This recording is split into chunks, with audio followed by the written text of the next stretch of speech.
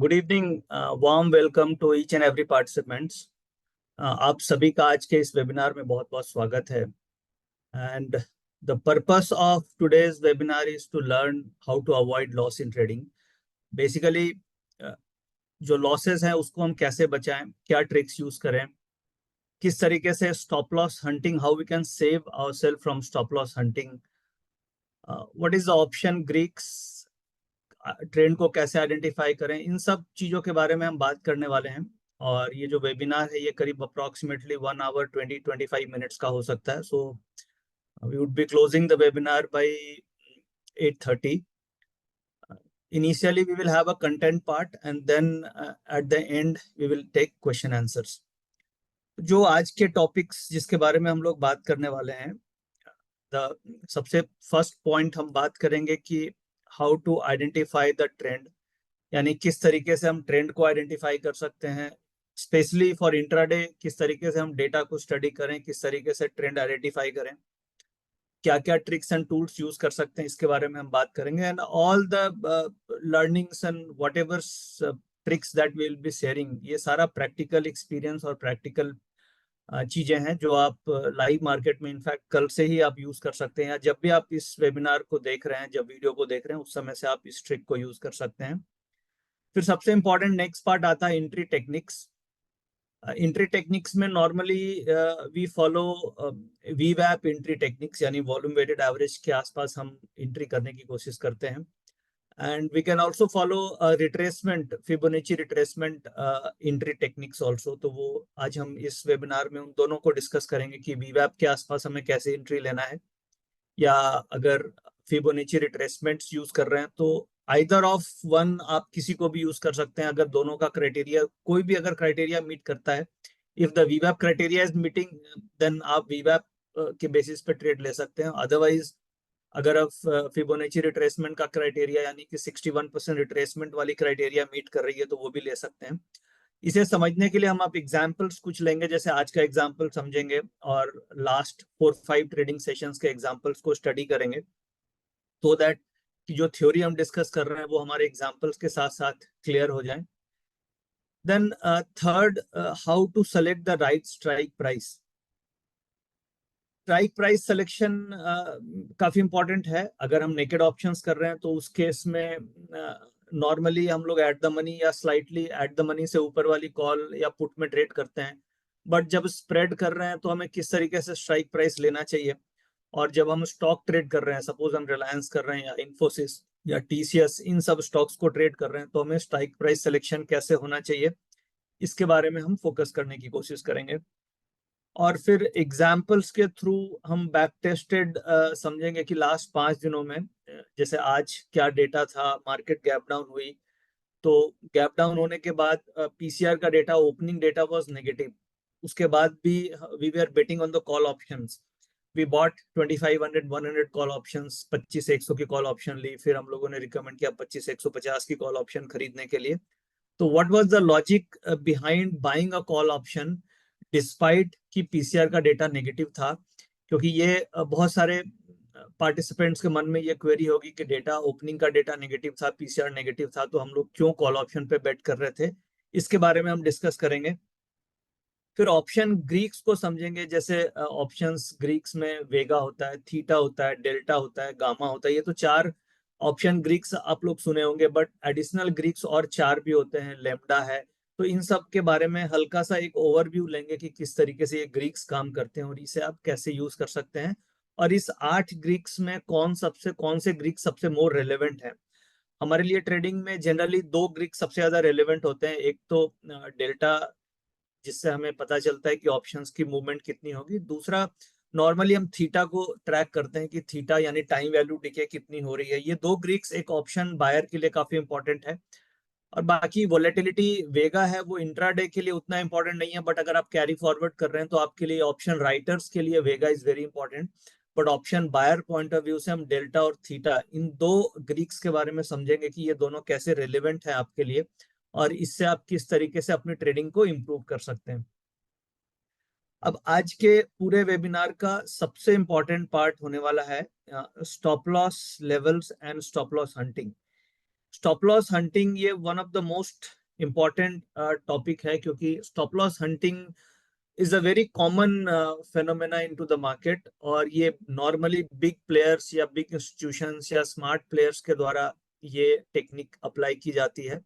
और इस टेक्निक में नॉर्मली क्या होता है कि आपने कई बार देखा होगा कि अचानक से मार्केट गिरी। जैसे फॉर एग्जांपल जिस दिन एक्सपायरी थी, रिलायंस का एजीएम आने वाला था, और उस दिन आपने देखा होगा कि मार्केट में there was a sudden sell off just before during the AGM period.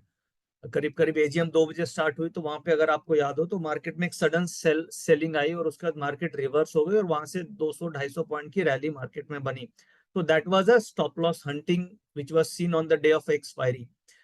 और स्टॉप लॉस हंटिंग में क्या होता है कि big institutions they sell their orders, वो अपने पोजीशंस को सेल करते हैं, they buy back their positions at a lower price.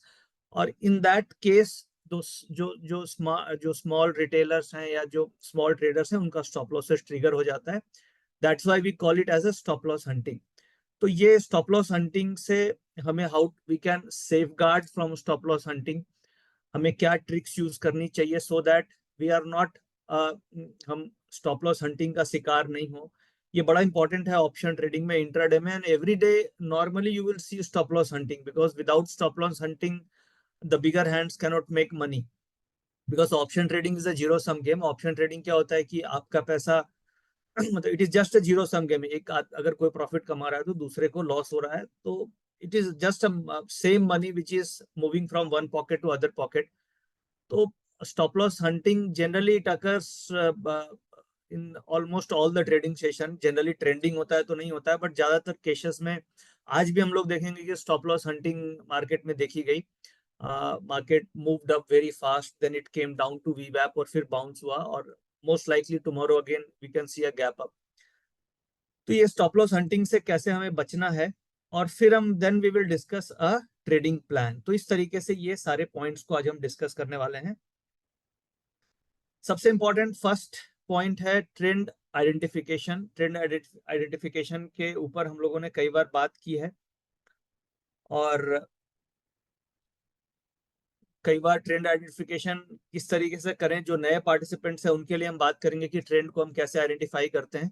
Basically हम पीसीआर डेटा का इम्बैलेंस देखते हैं कि किस तरीके से पुट कॉल रेशियो या पीसीआर डेटा का इम्बैलेंस चल रहा है, तो वो इम्बैलेंस को भी हम समझते हैं कि कैसे हम देखेंगे। और ट्रेंड को आइडेंटिफाई करने के लिए आप 2-3 तरीके यूज कर सकते हैं। एक तो पीसीआर डेटा का इम्बैलेंस देख लिया कि डेटा जो है वो किस साइड ज्यादा है, यानी कि कॉल एंड पुट में किस तरीके का इम्बैलेंस है, वो भी मैं एग्जांपल के थ्रू आपको समझाने की कोशिश करता हूँ। सेकंड, हम ये फॉलो करते हैं कि मार्केट का जो प्राइस है, करंट मार्केट प्राइस, वो वॉल्यूम वेटेड एवरेज प्राइस के ऊपर ट्रेड हो रहा है या नीचे ट्रेड हो रही है। वॉल्यूम वेटेड एवरेज प्राइस मतलब वीवैप। वीवैप मतलब कि जो भी वॉल्यूम्स हो रहे हैं उसका weighted average price. V stands for volume, W stands for weighted average price, यानी वीवैप is volume weighted average price. और अगर से निफ्टी फ्यूचर का जो प्राइस है वो अगर वीवैप के ऊपर ट्रेड हो रहा है, इट इज कंटिन्यू से 9:15 बजे मार्केट खुली, और आपने ये देखा कि 11-12 बज गए मार्केट के, 11 बजे तक भी normally market is Nifty trading above वीवैप, it is not going below वीवैप। और जस्ट लाइक आप ऐसे समझे कि टेबल टेनिस हम लोगों ने देखा होगा, हम लोगों ने टेबल टेनिस भी, आप कई होंगे पार्टिसिपेंट जो खेलते होंगे, या टेबल टेनिस में जब आप बॉल को फेंकते हैं तो जस्ट ऑब्जर्व कि किस तरीके से बॉल बाउंस कर रही है। तो वैसे ही हमें वीवैप पे भी नजर रखनी होगी। वीवैप इज अ लेवल, और उस लेवल से जस्ट इमेजिन लाइक अ टेबल टेनिस की जो बॉल है, अगर वो बार बार उस वीवैप लाइन से बाउंस कर रही है और it is not going far below the वीवैप line, so it is a positive scenario. जैसे आज के दिन में आप देखेंगे, आज मार्केट में हम लोगों ने इसी तरीके का सिनेरियो देखा कि निफ्टी वाज जस्ट निफ्टी वीवैप के आसपास आ रही थी, इट वाज जस्ट बाउंसिंग, फिर वीवैप पे आ रही थी बाउंसिंग। तो जस्ट लाइक अ टेबल टेनिस की तरह निफ्टी टेबल टेनिस बॉल की तरह निफ्टी बिहेव कर रही थी। तो इन दिस सिनेरियो आपको ये समझ में आएगा कि मार्केट का जो ट्रेंड है that is a positive trend. Same अगर रिवर्स अगर आप ले लें कि जो वीवैप लाइन है उसके आसपास निफ्टी टच कर रही है, then again it is reverting, या वहां से वापस रिवर्ट कर रही है, फिर टच कर रही है, फिर रिवर्ट कर रही है, तो it is a negative sign. तो इस तरीके से हम वीवैप को देख करके भी एक फेयर आइडिया लगा सकते हैं कि मार्केट का ट्रेंड ओवरऑल किस तरीके से चल रहा है। तो फर्स्ट हम पीसीआर डेटा देख लेते हैं कि क्या डेटा है, डेटा का इम्बैलेंस पॉजिटिव इम्बैलेंस है या नेगेटिव इम्बैलेंस है। और उसके बाद हम देखते हैं कि वीवैप के ऊपर मार्केट है या नीचे है। जैसे आज क्या हो रहा था कि पीसीआर का डेटा ओपनिंग में नेगेटिव था, यानी कि मार्केट गैप डाउन ओपनिंग हुई, तो गैप डाउन ओपनिंग हुई तो जो पुरानी ओवरनाइट पोजीशन थी वो कटी, तो जिसके कारण पीसीआर का ओपनिंग पीसीआर नेगेटिव था। बट आप लोगों ने ये ऑब्जर्व नहीं किया कि ओपनिंग के बाद जिस लेवल पे पीसीआर ओपन हुआ वहां से वो नेगेटिव नहीं हुआ, वहां से पीसीआर वाज इंप्रूविंग। यानी कि सपोज कीजिए पीसीआर रेशियो जो ओपनिंग था विच इट वाज अराउंड 0.15, और नेक्स्ट टिक जो आई पीसीआर की वो 0.20, 0.25, 0.30, 0.35, 0.40, यानी कि जिस लेवल पे मार्केट खुला उस लेवल से पीसीआर और डाउन नहीं गई, वहां से पीसीआर इंप्रूव करते चली गई। तो अगर आप 9:15 से 11 बजे तक का डेटा ऑब्जर्व करेंगे तो इन 1-1.5 घंटे में क्या हुआ कि पीसीआर ओपनिंग के बाद it was just improving. And the second scenario वीवैप, market continuously वीवैप के ऊपर ट्रेड कर रही थी। एंड थर्ड पॉइंट इज कि 25,100 पे मैक्सिमम पुट्स का ओपन इंटरेस्ट था, वो सपोर्ट लेवल था। तो ये तीनों सिनेरियो मिलने के कारण आज हम लोगों ने कॉल ऑप्शन पे बेट किया 25,100 की और 25,150 की, या बुल स्प्रेड पे बेट किया रादर कि हम पुट ऑप्शंस पे ट्रेड किए। तो जो आपके मन में क्वेरी थी कि पीसीआर का डेटा नेगेटिव था and we were trading call why, so उसका रीजन ये है कि ओपनिंग से पीसीआर इंप्रूव हुआ, point one. Point two, opening के बाद निफ्टी का प्राइस कंटिन्यूअसली वीवैप के ऊपर था एंड इट वाज जस्ट एक टेबल टेनिस बॉल की तरह it was reacting like. And the third was कि 25,100 पे मैक्सिमम पुट्स का ओपन इंटरेस्ट था। तो ये सिनेरियो आज हम लोगों ने टेलीग्राम चैनल में हाईलाइट भी किया था कि why we are taking a bullish bet today. आपने देखा होगा कि 25,100 की जो डेटा था वो हम लोगों ने हाईलाइट किया and then we took a bullish spreads. तो ये दो, इस तरीके से आप ट्रेंड को आइडेंटिफाई कर सकते हैं। और थर्ड बड़ा सिंपल है कि आप simple 10 period moving average use कर सकते हैं, यानी कि आप 10-10 minute 10 period simple moving average. अगर आपके पास 9 मिनट का ऑप्शन है, यानी अगर आपके पास चार्टिंग टूल्स में 9 मिनट का ऑप्शन है, देन आप 9 मिनट का कैंडल स्टिक यूज कर सकते हैं इंट्राडे के लिए। If you don't have option of 9 minute, then you can go for 10 minute और 15 मिनट, 15 मिनट का भी आप यूज कर सकते हैं। नॉर्मली 10 मिनट का सिंपल मूविंग एवरेज, जिससे आप ट्रेंड आइडेंटिफिकेशन के लिए आइडिया ले सकते हैं कि मार्केट का ट्रेंड क्या है। अब सिंपल मूविंग एवरेज में हमें यह देखना होता है कि जो मूविंग एवरेज है उसका स्लोप पॉजिटिव होना चाहिए। अगर स्लोप पॉजिटिव है, मूविंग एवरेज का स्लोप पॉजिटिव है, then it is a positive trend. और if the slope is negative, then it is a negative trend, simple. और उसके बाद अगर आप प्राइस एक्शन देख सकते हैं या डॉ थ्योरी, यानी कि हायर हाइज या लोअर लोस, ये सब अगर आप थोड़ा सा अगर आपको आइडिया है तो आप ये भी देख करके ट्रेंड को आइडेंटिफाई कर सकते हैं। तो ट्रेंड आइडेंटिफिकेशन करने के लिए इंट्राडे में हमें बहुत सारे टूल्स यूज करने की जरूरत नहीं है। अगर आप कोई टूल यूज कर रहे हैं तो वेल एंड गुड, अगर उससे आपका काम चल रहा है तो बहुत अच्छी बात है। Otherwise, to simplify your method, what I am using is, एक तो मैं पीसीआर का इम्बैलेंस देख लेता हूँ कि किस तरीके से पीसीआर का इम्बैलेंस आ रहा है। दूसरा, हम ये देखते हैं कि वीवैप के ऊपर मार्केट ट्रेड कर रही है, वीवैप के नीचे जा रही है, just like table tennis ball, it is reacting, how it is reacting, ये एक ऑब्जर्वेशन होती है। तीसरा, हम सिंपल मूविंग एवरेज एक यूज करते हैं जिससे कि एक स्लोप का आइडिया लग जाए कि मार्केट का स्लोप क्या है। और डॉ थ्योरी आप यूज कर सकते हैं कि हायर हाइज बन रहे हैं या लोअर लोज बन रहे हैं। अब ये सारी चीजें हम एग्जाम्पल्स में भी आगे समझेंगे। तो इस तरीके से हम ट्रेंड को आइडेंटिफाई कर सकते हैं कि क्या ट्रेंड चल रहा है। अब एक बार हम डेटा में आते हैं। ये मेरे पास कल का डेटा है और आज का भी डेटा मैं आपको दिखाता हूँ। सबसे पहले हम आज का डेटा स्टडी कर लेते हैं और उसके बाद हम कल के डेटा में चलेंगे।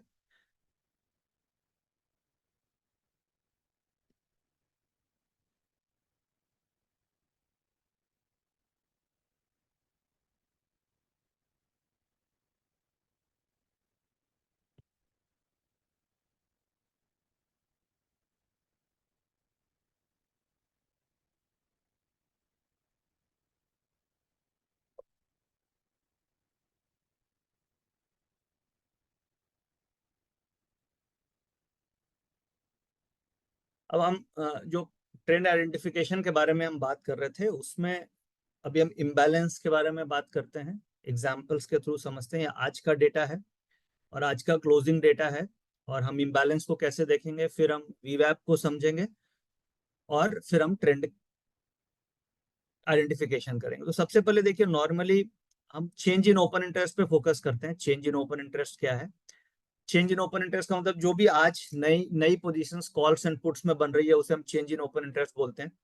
और ये इस साइड हमें ये दिख रहा है, ये कॉल्स का चेंज इन ओपन इंटरेस्ट है, और हम इधर देख पा रहे हैं ये पुट्स का चेंज इन ओपन इंटरेस्ट है, ये पुट्स का चेंज इन ओपन इंटरेस्ट है।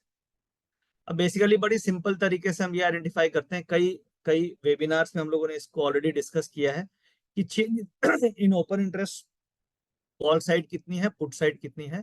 अब इन दोनों को हम सम कर देते हैं, यानी कि कॉल साइड ओपन इंटरेस्ट है, call side open interest plus put side open interest, total हमने सम कर दिया, और इस सम का ये परसेंटेज कितना आ रहा है कॉल साइड में, ये आपको बेसिकली निकालना है। तो ये आप देखेंगे तो ये परसेंटेज करीब करीब हमें निकल के आ गया 40% कॉल के साइड। और अगर आप पुट के साइड निकालते हैं तो पुट के साइड परसेंटेज हो गया हमारा, ये करीब आ गया 60%। तो इम्बैलेंस मुझे क्या दिखा? इम्बैलेंस दिखा 20% का। ये इसी इम्बैलेंस की हम बात कर रहे थे। इम्बैलेंस मुझे दिखाई दे रहा है, ये 20% का इम्बैलेंस है।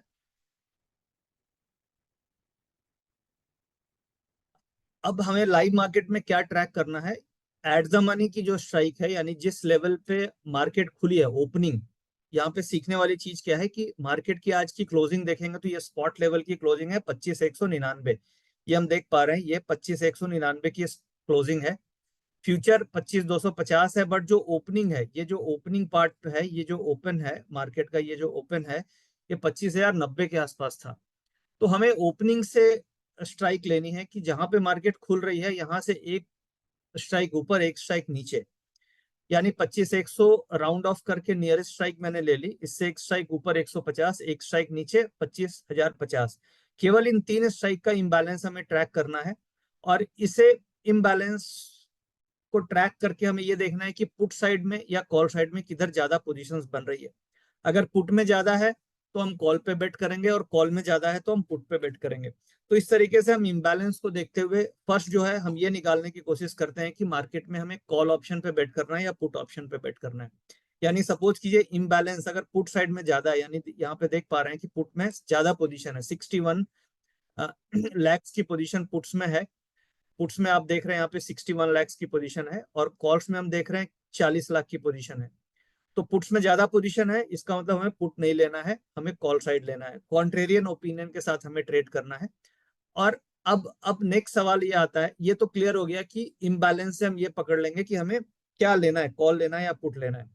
अब सेकेंड क्या हमें करना है? हमें वीवैप को देखना है कि किस तरीके से वीवैप के चार्ट्स रिएक्ट कर रहे हैं। मैं आपको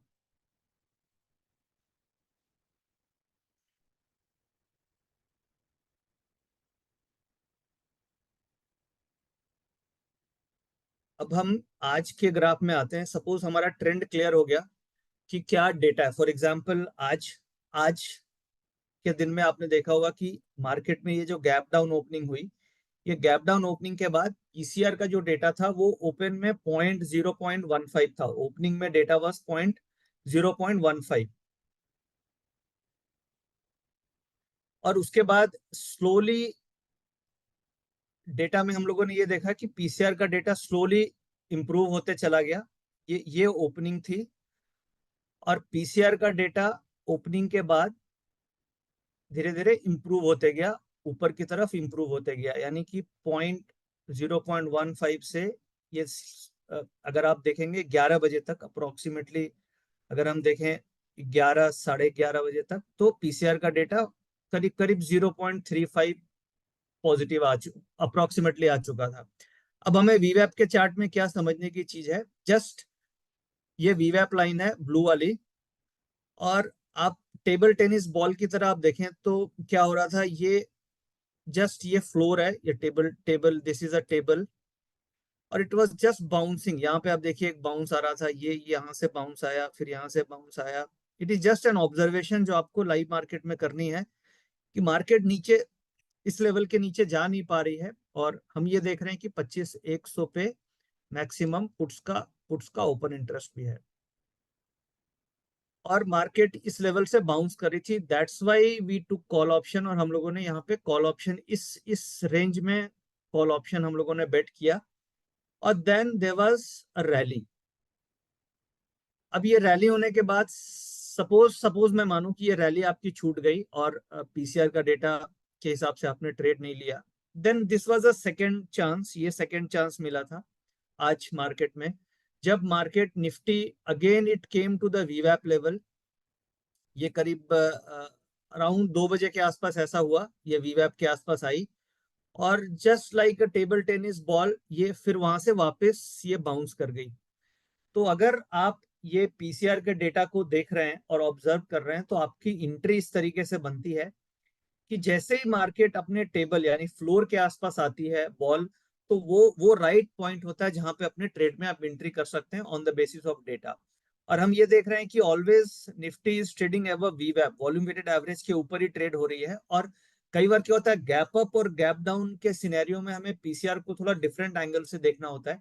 नॉर्मल मार्केट में क्या होता है कि नॉर्मल मार्केट में जो भी पीसीआर बनता है वो लाइव डेटा के कारण बनता है, बट गैप अप या गैप डाउन में जो पीसीआर की ओपनिंग जो वैल्यूज आती है वो ओवरनाइट पोजीशंस के कारण आती है। जैसे कि मान लीजिए आज मार्केट अगर 160 180 पॉइंट गैप डाउन खुली, तो जो कल के कॉल बायर्स होंगे या कल के जो कॉल राइटर्स होंगे या पुट बायर्स या पुट राइटर्स होंगे, उन्होंने अपनी पुरानी पोजीशन आज स्क्वायर ऑफ करी होगी, कई हेजिंग वाली पोजीशंस भी कटी होगी। तो वो जो ओवरनाइट गैप अप और गैप डाउन होती है उसमें पीसीआर की ओपनिंग वैल्यू पे उतना इंपॉर्टेंस हमें नहीं देना चाहिए, रादर कि ओपनिंग के बाद किस तरीके से पीसीआर की वैल्यू डेवलप कर रही है, that is more important and relevant. तो होप ये क्लियर हो गया होगा कि किस तरीके से हमें पीसीआर को gap up and gap down opening के समय देखना चाहिए और समझना चाहिए। तो इस तरीके से ये हमने आज का डेटा देखा, और इससे हमें ये समझ में आया कि क्या क्या अ, क्यों हम लोगों ने कॉल ऑप्शन पे आज बेट की।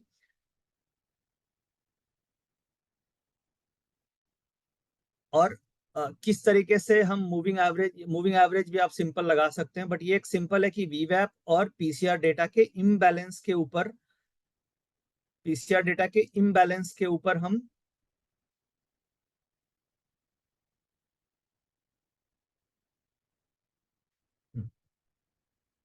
तो ये अब अभी हमने जो समझा वो इम्बैलेंस समझा था आज का डेटा का। अब मैं कल के डेटा के बारे में आता हूँ। कल भी अगर आपने देखा होगा तो मार्केट का डेटा ओवरऑल पॉजिटिव डेटा था, यानी कि इम्बैलेंस इसमें हम देख सकते हैं कि जो मार्केट का डेटा में इम्बैलेंस आपको दिखाई दे रहा है, ये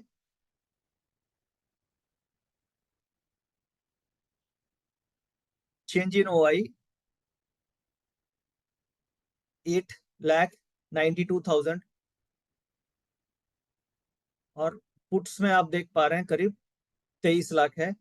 तो अगर आप इम्बैलेंस निकालते हैं तो कॉल और पुट इन दोनों को अगर हम सम करें और इम्बैलेंस निकालें तो 28% कॉल्स में है और 72% पुट में है। Total imbalance is 44%। तो इससे ये डिसीजन क्लियर हो गया कि मुझे कॉल ऑप्शन पे बेट करना है। अब सेकेंड पॉइंट आता है कि आपको वीवैप को ऑब्जर्व करना है कि वीवैप के आसपास प्राइस कैसे रिएक्ट कर रही है,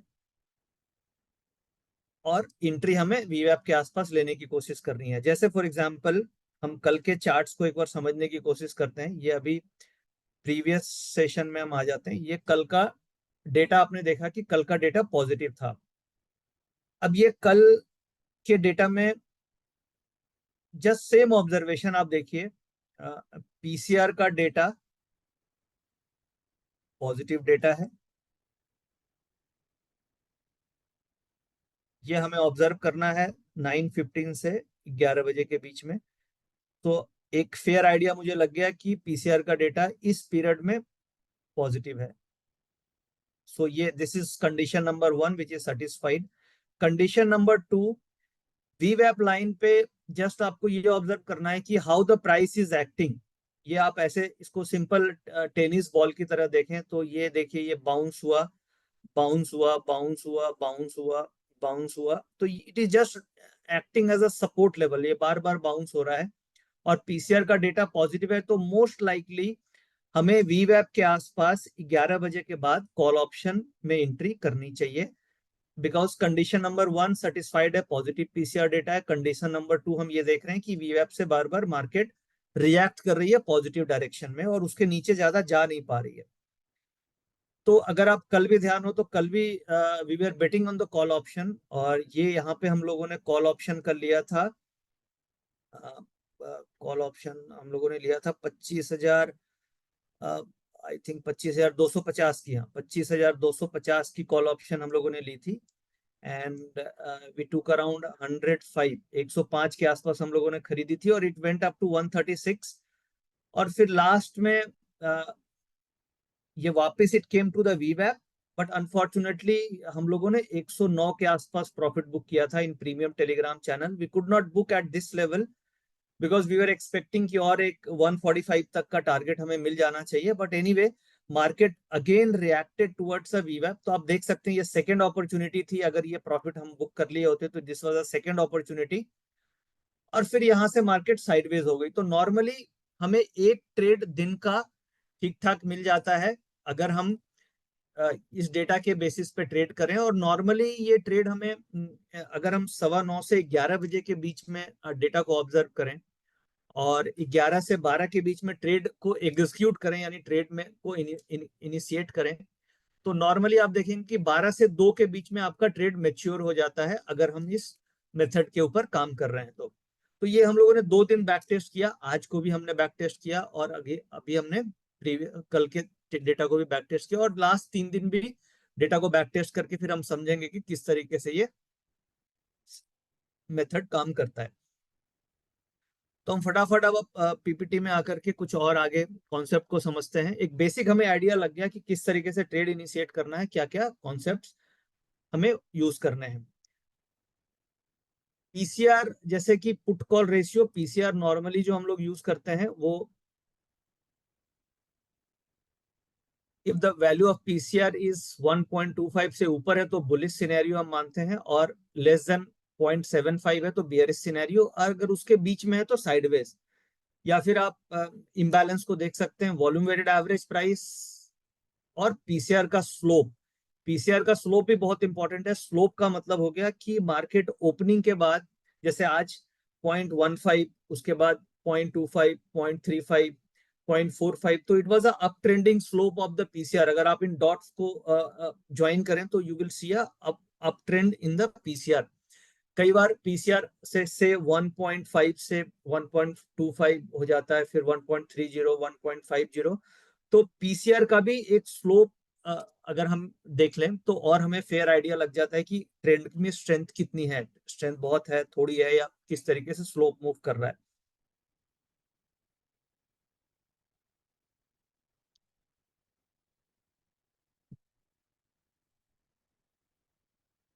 ना अब हम एंट्री टेक्निक्स पे बात करते हैं। जैसे कि एंट्री के लिए एक तो हो गया कि हम नॉर्मली हम वीवैप के आसपास एंट्री लेने की कोशिश करते हैं फर्स्ट, कि वीवैप के आसपास आपको रिजेक्शन मिले तो आप एंट्री ले सकते हैं विथ पीसीआर डेटा।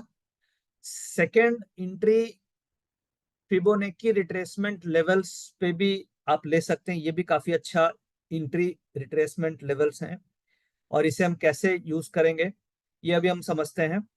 और तीसरा एक मेरी ऑब्जर्वेशन है कि हमें ऑप्शन, अगर हम इंट्राडे ऑप्शन ट्रेडिंग कर रहे हैं तो हमें कभी भी ब्रेकआउट एंट्री नहीं लेनी चाहिए, हमें हमेशा पुल बैक एंट्री लेनी चाहिए।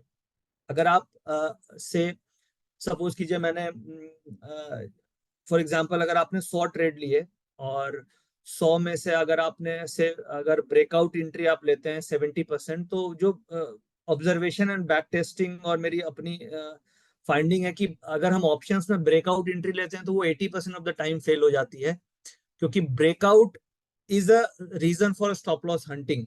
ब्रेकआउट से ही स्टॉप लॉस हंटिंग होती है, specially in intraday option trading. और पुल बैक एंट्री में क्या होता है, आपको छोटा स्टॉप लॉस भी मिलता है, और एक कंफर्टेबल एंट्री मिलती है, और आपको रिस्क टू रिवार्ड रेशियो उसमें काफी बेहतर मिलता है अगर हम पुल बैक एंट्री लें।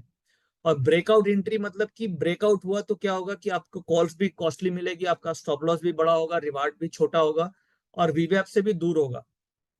तो हमें इंट्राडे ऑप्शन ट्रेडिंग में ब्रेकआउट एंट्री से बचना चाहिए। जैसे आज आप देखेंगे कि ब्रेकआउट हुआ, तो ब्रेकआउट जब हुई तो 25 100 की जो कॉल ऑप्शन है वो करीब करीब 120-25 पहुंच गई थी ब्रेकआउट के समय, और उसके बाद फिर आपने देखा वो 90 आ गई जब वीवैप हुआ के आसपास आई। तो अगर आप 120 पे एंट्री करते ब्रेकआउट पे और वापस अगर आपने 90 देख लिया तो अल्टीमेटली लॉस में कई पैनिक में आपने पोजीशन काट दी होती। बट अगर आपने उसे रिट्रेसमेंट पे यानी कि वीवैप के आसपास एंट्री की 90 के आसपास, तो वापस आप क्लोजिंग में 115 के आसपास उसको काट पाते। यानी कि ऑप्शन ट्रेडिंग हमें कभी भी ब्रेकआउट पे ट्रेड नहीं लेना चाहिए, रादर हमें रिट्रेसमेंट का वेट करना चाहिए। और रिट्रेसमेंट आपको कैंडल्स मिलती है, क्योंकि कभी भी निफ्टी वन ट्रेंड में नहीं चलती। कभी कभी रेयर ऐसा होता है कि every candle is a green candle, but normally आपको जिग जैग कैंडल्स मिलेगी और रिट्रेसमेंट में आप डेटा के हिसाब से एंट्री कर सकते हैं।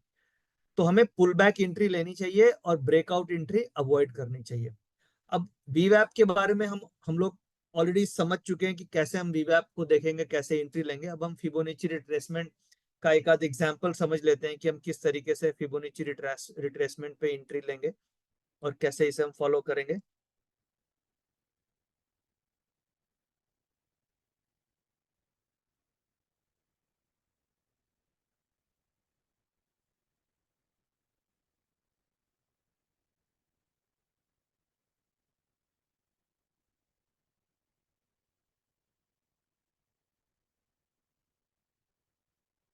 ये मैंने आपके सामने निफ्टी का चार्ट लगाया, और निफ्टी का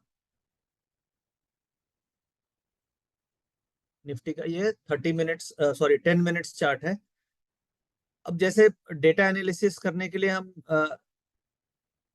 नॉर्मली 9:15 से 11 बजे तक का एक रिट्रेसमेंट लेवल बनाते हैं। रिट्रेसमेंट लो से हाई हो गया अगर डेटा पॉजिटिव है तो, और डेटा नेगेटिव है तो हाई से लो निकालते हैं, और अगर डेटा पॉजिटिव है तो लो से हाई।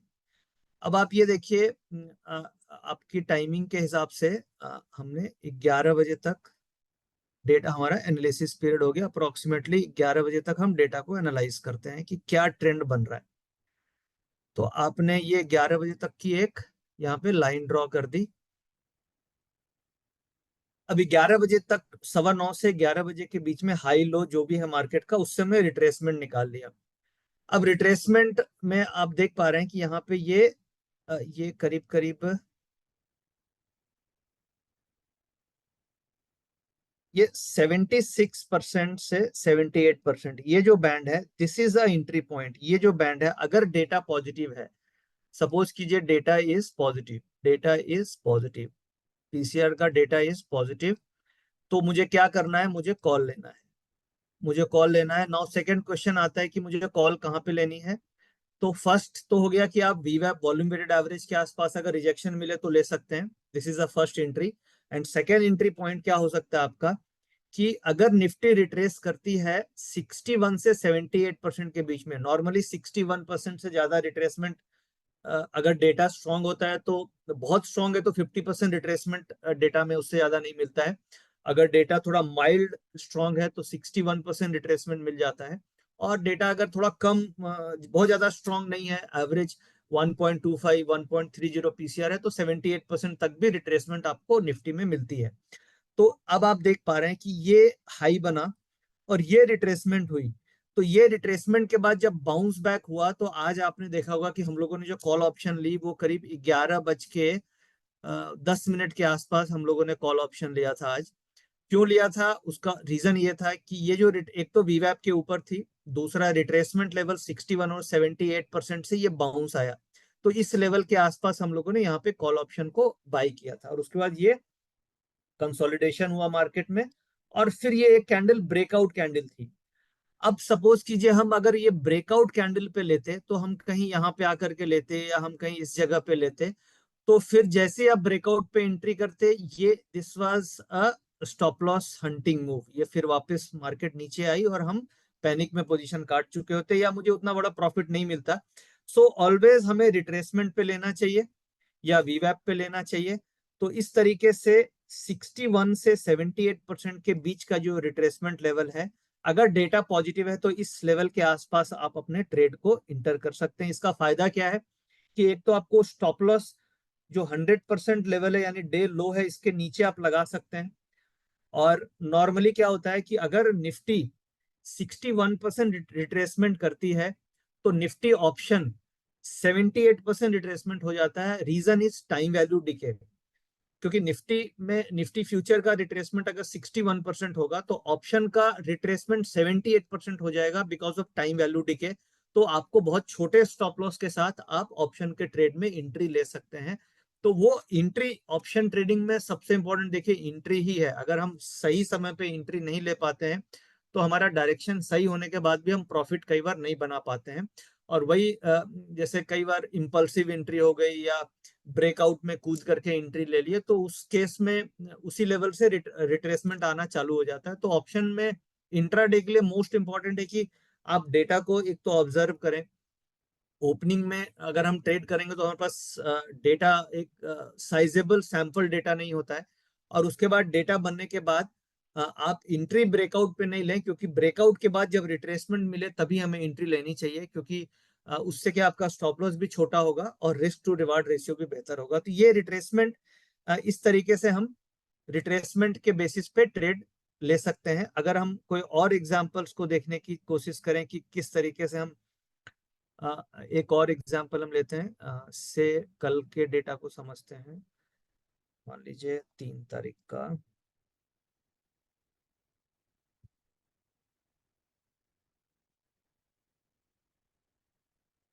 अब ये देखिए मैंने ये आपके लिए कल का यानी कल उस पे हम रिट्रेसमेंट प्लॉट करते हैं।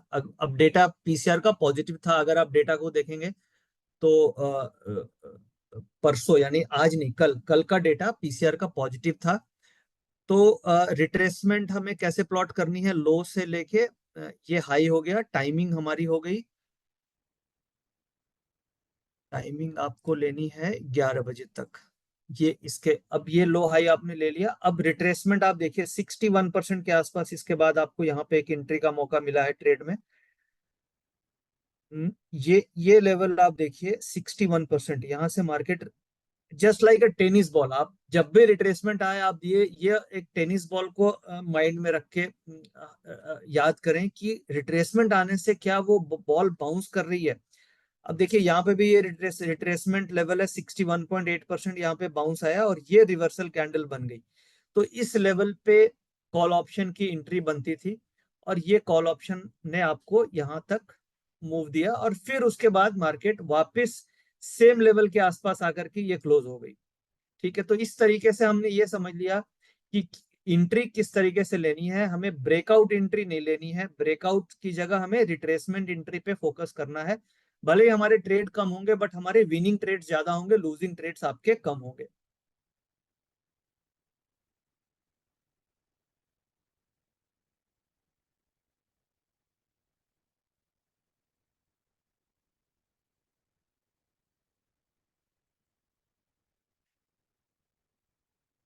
तो अब हमें वापस से हम अपने कॉन्सेप्ट में आते हैं कि किस तरीके से इंट्री एट वीवैप हमें समझ में आ गई। सेकंड हमने अभी डिस्कस किया कि किस तरीके से रिट्रेसमेंट लेवल्स पे एंट्री करनी चाहिए। और नॉर्मली जो मैं प्रैक्टिकल ट्रेडिंग में यूज करता हूँ वो 61% से 78% के रिट्रेसमेंट लेवल पे एंट्री करने की हम कोशिश करते हैं। ये सेफेस्ट एंट्री पॉइंट हो गई क्योंकि आपका स्टॉप लॉस छोटा होगा। कभी कभी डेटा अगर पीसीआर का या इम्बैलेंस का बहुत ज्यादा स्ट्रॉन्ग डेटा है तो मार्केट 50% से ज्यादा रिट्रेसमेंट नहीं करती है। तो उस केस में अगर बहुत स्ट्रॉन्ग डेटा है तो आप 50% पे भी रिट्रेसमेंट पे बेट कर सकते हैं। 33% रिट्रेसमेंट लेवल इज वो रिट्रेसमेंट लेवल हमें नहीं यूज करना चाहिए क्योंकि वो काम नहीं करती है। Majority of the time 33% retracement level fail होते हैं। मोस्ट ऑफ द केसेस है वो 50% से 61% रिट्रेसमेंट इज मोस्टली यही रिट्रेसमेंट लेवल ज्यादातर देखा जाता है। और कभी कभी 61 से 78 के बीच में भी हमें एंट्री मिल जाती है। तो ये मेथड आप यूज कर सकते हैं। Pull back method is the better solution than a breakout entry.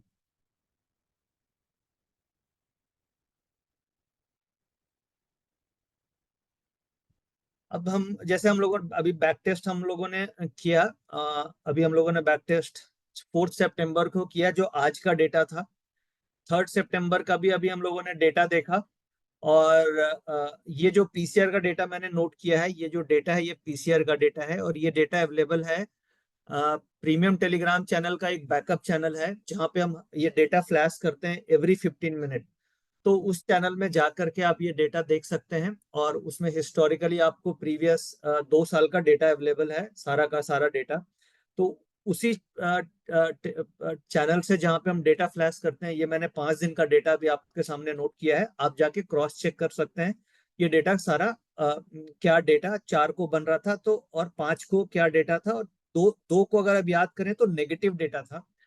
और 2 तारीख को जस्ट हम बैक टेस्ट कर लेते हैं, फिर 30 और 29 ये दोनों भी आप याद रखें कि डेटा पॉजिटिव था। 30 तारीख यानी एक्सपायरी का फर्स्ट डे, और 29 तारीख भी पॉजिटिव डेटा था, जिस दिन रिलायंस का एजीएम आने वाला था। तो इस तरीके से केवल 2 सितंबर को डेटा नेगेटिव था, और बाकी लास्ट 2 दिन डेटा पॉजिटिव था। और ये 5 दिनों में क्या एक्यूरेसी मिली, और फिर हम आगे कॉन्सेप्ट पे चलेंगे।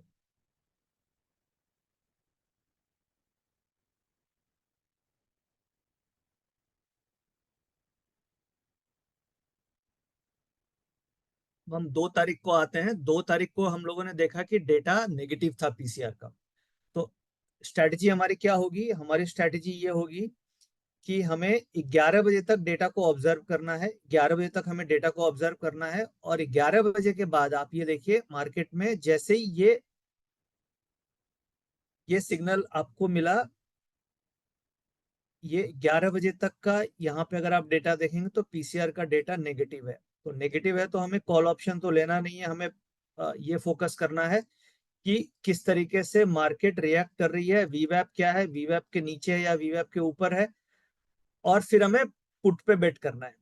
तो ये एक अपॉर्चुनिटी थी जहां से मार्केट गिरी। अगर ये नहीं मिली तो सेकेंड अपॉर्चुनिटी हमें कोई भी ट्रेडिंग की बहुत ज्यादा नहीं मिली, क्योंकि वीवैप के आसपास मार्केट 2 तारीख को एक ही बार ये करीब 11:30 के आसपास आई थी, और उसके बाद ये वन वे गिरती चली गई। इस लेवल पे सेकेंड अपॉर्चुनिटी नहीं मिली। और रिट्रेसमेंट अगर आप इसका प्लॉट करेंगे तो ये जो रिट्रेसमेंट है, ये जो हाई से लो हम प्लॉट करेंगे, ये हाई से लो लेंगे, तो ये रिट्रेसमेंट अगर आप देखेंगे तो दिस वाज अराउंड 50% रिट्रेसमेंट आया था, जहां से मार्केट वापस रिएक्ट करी थी।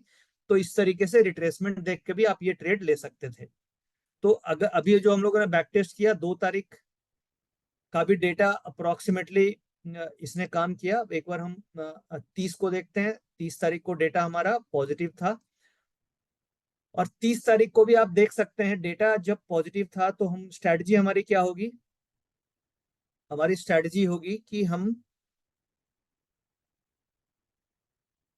11 बजे तक डेटा को ऑब्जर्व करते हैं। 11 बजे तक डेटा पॉजिटिव है, पीसीआर का पॉजिटिव डेटा है, और वीवैप के ऊपर ट्रेड हो रहे हैं, वीवैप के ऊपर ट्रेड हो रहे हैं, ये वीवैप के आसपास है। यहाँ पे आप कॉल ऑप्शन में एंट्री हम लोगों ने उस दिन की थी, और we have booked profit on on 20 और कब है ये 30th को, 30 अगस्त। और आप देख पा रहे हैं कि ये एक सेकेंड अपॉर्चुनिटी हमें यहाँ पे मिली। ये this was a second opportunity. तो इस तरीके से अगर आप बैक टेस्ट करें डेटा को तो आपको ये मिलेगा कि करीब करीब 70-80% एक्यूरेसी हमें इस मॉडल की मिल रही है। ये मेरा बैक टेस्ट लाइव आप लोगों के सामने करने का मेन ऑब्जेक्टिव ये है कि मैं एक लेवल ऑफ कॉन्फिडेंस आपके मन में जनरेट कर पाऊं कि ये जो मेथड हम लोग यूज कर रहे हैं, ये मेथड अपने आप में one of the super filtered method है, जो हमें ऑप्शन ट्रेडिंग में लॉस करने से बचा सकता है। और ये ट्रायल एंड टेस्टेड मेथड है, जिसे हम लोग हर दिन देख पा रहे हैं। ट्रेडिंग में इमोशनल चीजें अलग हो गई कि आप सही रेट पे एंट्री ले रहे हैं नहीं ले रहे हैं, आप किस तरीके से प्रॉफिट बुक कर रहे हैं, that is a different part. But अगर आप मेथोडोलॉजी या ट्रेडिंग प्लान के हिसाब से अगर बात करें तो this is one of the best intraday trading plan, जिसे आप यूज करके डेफिनेटली प्रॉफिट बना सकते हैं, अपने लॉस को कम कर सकते हैं। और अब एक और हम लास्ट ट्रेडिंग डेज को बैक टेस्ट कर लेते हैं, एक्सपायरी वाले दिन जो बहुत वोलेटाइल थी, और उस दिन डेटा पॉजिटिव था। और उस दिन हम लोगों ने एक गलती करी जिसमें 29 तारीख को लॉस हुआ था, and we took a breakout trade. हम लोगों ने 29 तारीख को आरबीआई रिलायंस के एजीएम वाले दिन हम लोगों ने ब्रेकआउट एंट्री ली, जिसके कारण वी गॉट हंटेड। अब क्या ट्रेड लिया? ये ट्रेड बेसिकली कॉल ऑप्शन पे बेट किया था, and this was a breakout. ये आप देख सकते हैं, पीसीआर का डेटा पॉजिटिव था, पीसीआर का डेटा पॉजिटिव था, ठीक है। और लॉजिकली एंट्री जो बनती थी वो ये एंट्री बनती थी वीवैप के आसपास, बट हम लोगों ने वीवैप को एंट्री नहीं करके we took a breakout trade, और यहाँ पे हम लोगों ने कॉल ऑप्शन ली थी। कॉल ऑप्शन लेने के बाद मार्केट ये साइडवेज हुई, and this was a stop loss hunting. ये अभी हम लोग स्टॉप लॉस हंटिंग के बारे में बात करेंगे। ये एक स्टॉप लॉस हंटिंग आप देख सकते हैं, ये stop loss hunting, and then there was a rally, और उसके बाद मार्केट, और जो हम लोगों ने बेट किया था वो 25,150 की कॉल ऑप्शन ली थी इस दिन, और फिर वहां से मार्केट 25,300 350 तक गई। तो ये स्टॉप लॉस हंटिंग हुई और हमारा स्टॉप लॉस इस लेवल पे ट्रिगर हो गया, and then again it moved up. So the mistake, यहाँ पे लर्निंग क्या है कि हमें ब्रेकआउट एंट्री नहीं लेनी चाहिए थी, हमें वीवैप एंट्री लेनी चाहिए थी, या स्टॉप लॉस हंटिंग एंट्री लेनी चाहिए थी। या तो आप स्टॉप लॉस हंटिंग पे भी लेते तो आपका, या अगर आप वीवैप पे भी लेते तो हो सकता है मेरा स्टॉप लॉस ट्रिगर उस दिन नहीं होता, क्योंकि हम लोग we were trading into a next week options में कर रहे थे, तो उतना इंपैक्ट उस दिन नहीं मिलता। So this was a stop loss hunting. अब स्टॉप लॉस हंटिंग क्या होती है हम आगे डिस्कस करेंगे, but normally stop loss hunting में क्या होता है, बहुत फास्ट मूव आती है, और how it is done, suppose कीजिए मेरे पास एक बहुत बड़ा इंस्टीट्यूशन है और उसको बहुत सारी क्वांटिटी अगर खरीदनी है, तो what normally how it is done,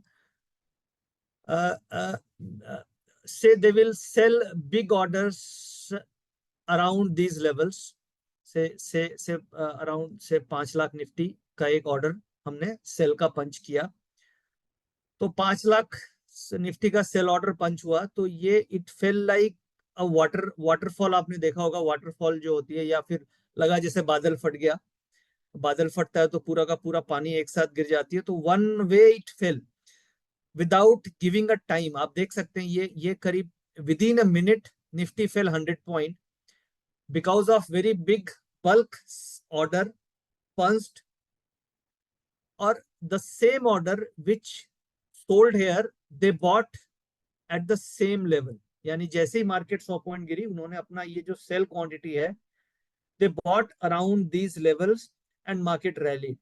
तो इनको एक तो 100 पॉइंट ये मिल गए फ्री के, यहाँ पे इन्होंने बेचे और ये प्रॉफिट बना लिया इन्होंने, और 100 रुपए सस्ती लेके इन्होंने फिर ऊपर बेच दी, और हमारा फालतू का स्टॉप लॉस हंट हो गया।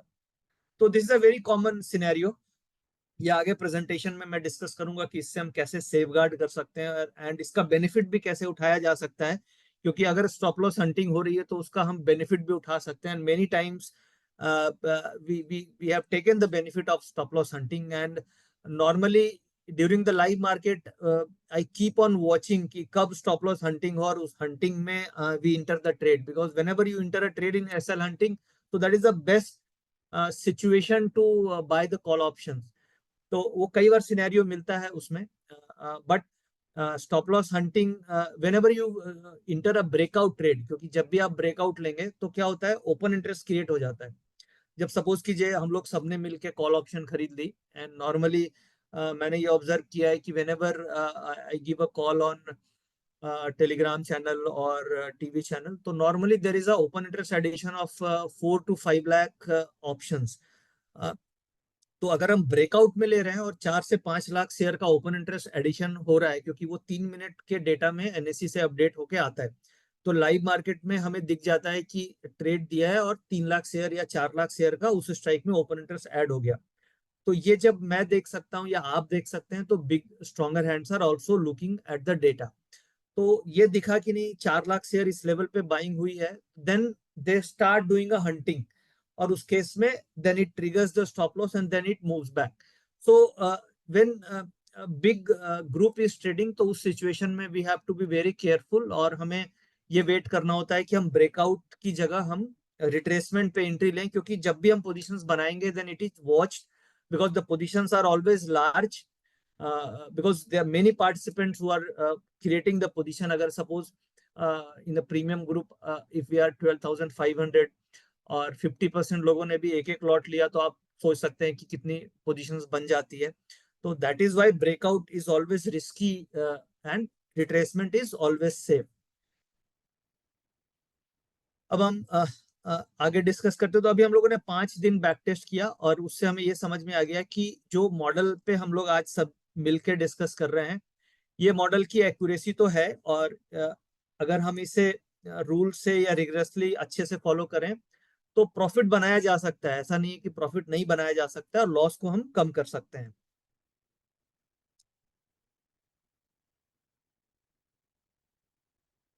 एक मिनट, जी बिजनेस का मेरा फोनो है, इंटरव्यू है, मैं एक इंटरव्यू दे लूं क्योंकि फिर मैं कनेक्ट होता हूँ.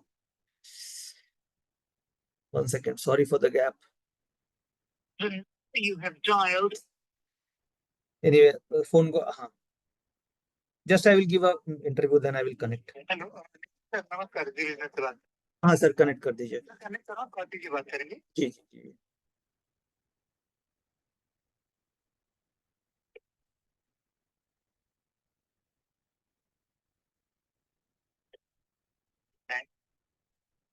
बहुत सावधान रहने की जरूरत है. कल का सेशन के लिहाज से, ग्लोबल संकेतों के लिहाज से बड़ा इंपॉर्टेंट होगा, और कल कुछ अहम लेवल बाजार को पार जरूरी रहेंगे.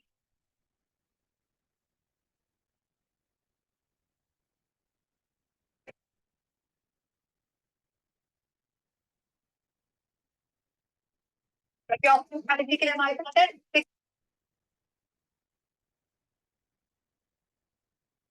कि कल वीकली एक्सपायरी है और मुझे लग रहा है कि तेजी की तरफ ही एक्सपायरी होनी चाहिए. और अभी जैसे एसजीएफ निफ्टी भी, गिफ्ट निफ्टी भी देख रहे हैं हम लोग, पॉजिटिव है. तो कल हमें बेट करना चाहिए 25,200 की कॉल ऑप्शन पे, जिसकी क्लोजिंग प्राइस 55 के आसपास है. बट अगर ये कहीं भी कल आपको ड्यूरिंग द मार्केट वॉलिटिलिटी में 35-40 के बीच में मिले तो आप इसे खरीदें. स्टॉप लॉस इसका बनेगा करीब 18 रुपए का, और 35-40 की रेंज में खरीदना है. 55 की क्लोजिंग है, 18 का स्टॉप लॉस बनेगा, और टारगेट आपको करीब करीब 65 से 70 रुपए का बन सकता है. तो हम बेट करेंगे 25,200 की कॉल ऑप्शन. 25,200 की कॉल ऑप्शन 35 से 40 के बाद 18, टारगेट 65 से 70 के आप इसमें लगा.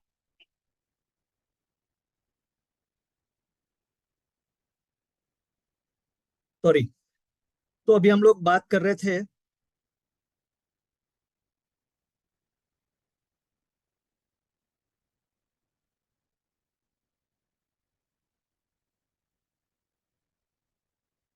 तो बैक टेस्टिंग अभी हम लोगों ने समझ लिया. फटाफट हम लोग अब कुछ टॉपिक्स पे आते हैं. और एक तो ये इंपॉर्टेंट है कि हमें राइट स्ट्राइक प्राइस कैसे चूज करनी चाहिए, और क्या देख करके हमें ट्रेड लें, कौन से स्ट्राइक लें. तो जब आप नॉर्मली स्ट्राइक प्राइस आपकी होनी चाहिए which is closer, slightly closer, close to the current price. अब ये करंट प्राइस कैसे निकालेंगे? तो करंट प्राइस हमेशा आपको स्पॉट लेवल से निकालना चाहिए. अभी आप देख रहे हैं कि निफ्टी फ्यूचर में प्रीमियम जो है वो करीब 50-60 पॉइंट का प्रीमियम है. जब ये एक्सपायरी स्टार्ट हुई थी तो ये प्रीमियम करीब 100 पॉइंट का था. तो आप निफ्टी फ्यूचर को देख करके स्ट्राइक प्राइस हमें नहीं सेलेक्ट करना चाहिए. जैसे फॉर एग्जांपल, अगर मेरी अभी स्पॉट लेवल चल रहा है 25,200 और फ्यूचर प्राइस चल रहा है 25,250. तो अब क्वेश्चन आता है कि आप स्ट्राइक प्राइस, कॉल ऑप्शन आपको लेना है या पुट ऑप्शन लेना है, तो कौन सी लेनी चाहिए?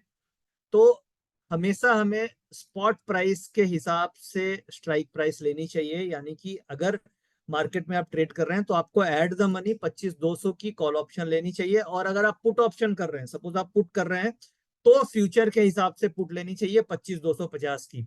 यानी मैं ये बोलने की कोशिश कर रहा हूं कि अगर हम कॉल ऑप्शन ले रहे हैं तो स्पॉट के हिसाब से लेंगे, क्योंकि प्रीमियम हमेशा, नॉर्मली फ्यूचर में प्रीमियम होता है. तो कॉल आप लेंगे स्पॉट के हिसाब से, और अगर आप पुट ट्रेड कर रहे हैं तो लेंगे फ्यूचर के हिसाब से, क्योंकि फ्यूचर प्रीमियम पे है. यानी आप थोड़ा सा इन द मनी पुट में जाएंगे तो आपको वहां पे प्रॉफिट मिलेगा. तो नॉर्मली हम लोग ये रूल फॉलो करते हैं कि अगर हम कॉल ऑप्शन ले रहे हैं तो स्पॉट लेवल के हिसाब से लेते हैं, और पुट ऑप्शन ले रहे हैं तो फ्यूचर के हिसाब से लेते हैं। अब आप सपोज कीजिए स्प्रेड ट्रेड कर रहे हैं, जैसे बुल कॉल स्प्रेड या बियर पुट स्प्रेड ट्रेड कर रहे हैं, तो इसमें स्ट्राइक प्राइस आपको लेनी चाहिए कि आप क्या रेंज सोच रहे हैं, कितनी मूवमेंट होगी, कितनी आपको लग रहा है कि 200 पॉइंट का मूवमेंट होगा, 100 पॉइंट का मूवमेंट होगा, तो that depending on the movement उसके हिसाब से आप स्ट्राइक प्राइस सेलेक्ट कर सकते हैं।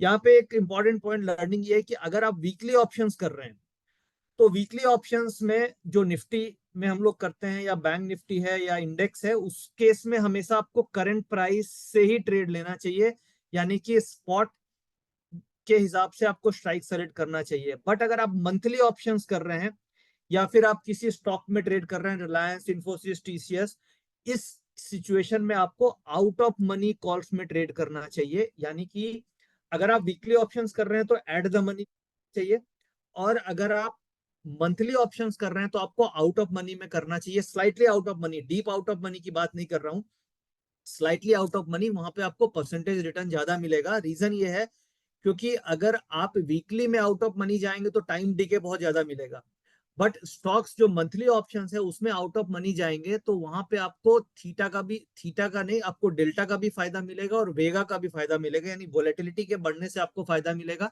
और मार्केट अगर ऊपर जाएगी तो उसका डेल्टा काफी तेजी से बढ़ेगा, यानी अप्रिसिएशन काफी तेजी से मिलेगी मंथली ऑप्शंस में। तो सीखने का पॉइंट यह है कि वीकली ऑप्शंस में एट द मनी, और मंथली ऑप्शंस या स्टॉक ऑप्शंस में हमें आउट ऑफ मनी में ट्रेड करना चाहिए, क्योंकि आउट ऑफ मनी वहां सस्ती भी मिलेगी और रिस्क भी कम होगा, एप्रिसिएशन भी मिलेगा। एंट्री के लिए आप स्टॉक्स में भी कई बार ब्रेकआउट स्टॉक्स में काम करते हैं, स्टॉक्स में आप ब्रेकआउट एंट्री यूज कर सकते हैं, बट इंडेक्स में ब्रेकआउट एंट्री काम नहीं करती है।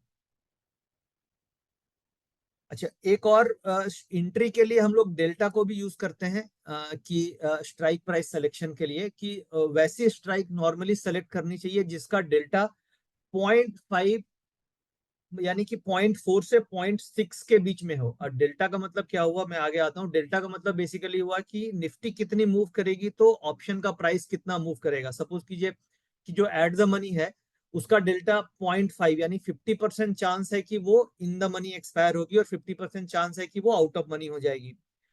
अगर आप एट द मनी डेल्टा लेंगे तो 1 पॉइंट निफ्टी मूव करने से वो 50 पैसे कॉल ऑप्शन आपकी मूव करती है। तो नॉर्मली आपकी कोशिश ये होनी चाहिए कि 0.4 डेल्टा से 0.6 डेल्टा के बीच की स्ट्राइक्स ही आपको लेनी चाहिए अगर आप वीकली ऑप्शन ट्रेड कर रहे हैं। अगर आप से स्टॉक ऑप्शन ट्रेड कर रहे हैं तो आप 0.3 डेल्टा, 0.2 डेल्टा की भी स्टॉक्स ऑप्शंस में ट्रेड कर सकते हैं, सब्जेक्ट टू कि वो लास्ट वीक ना हो।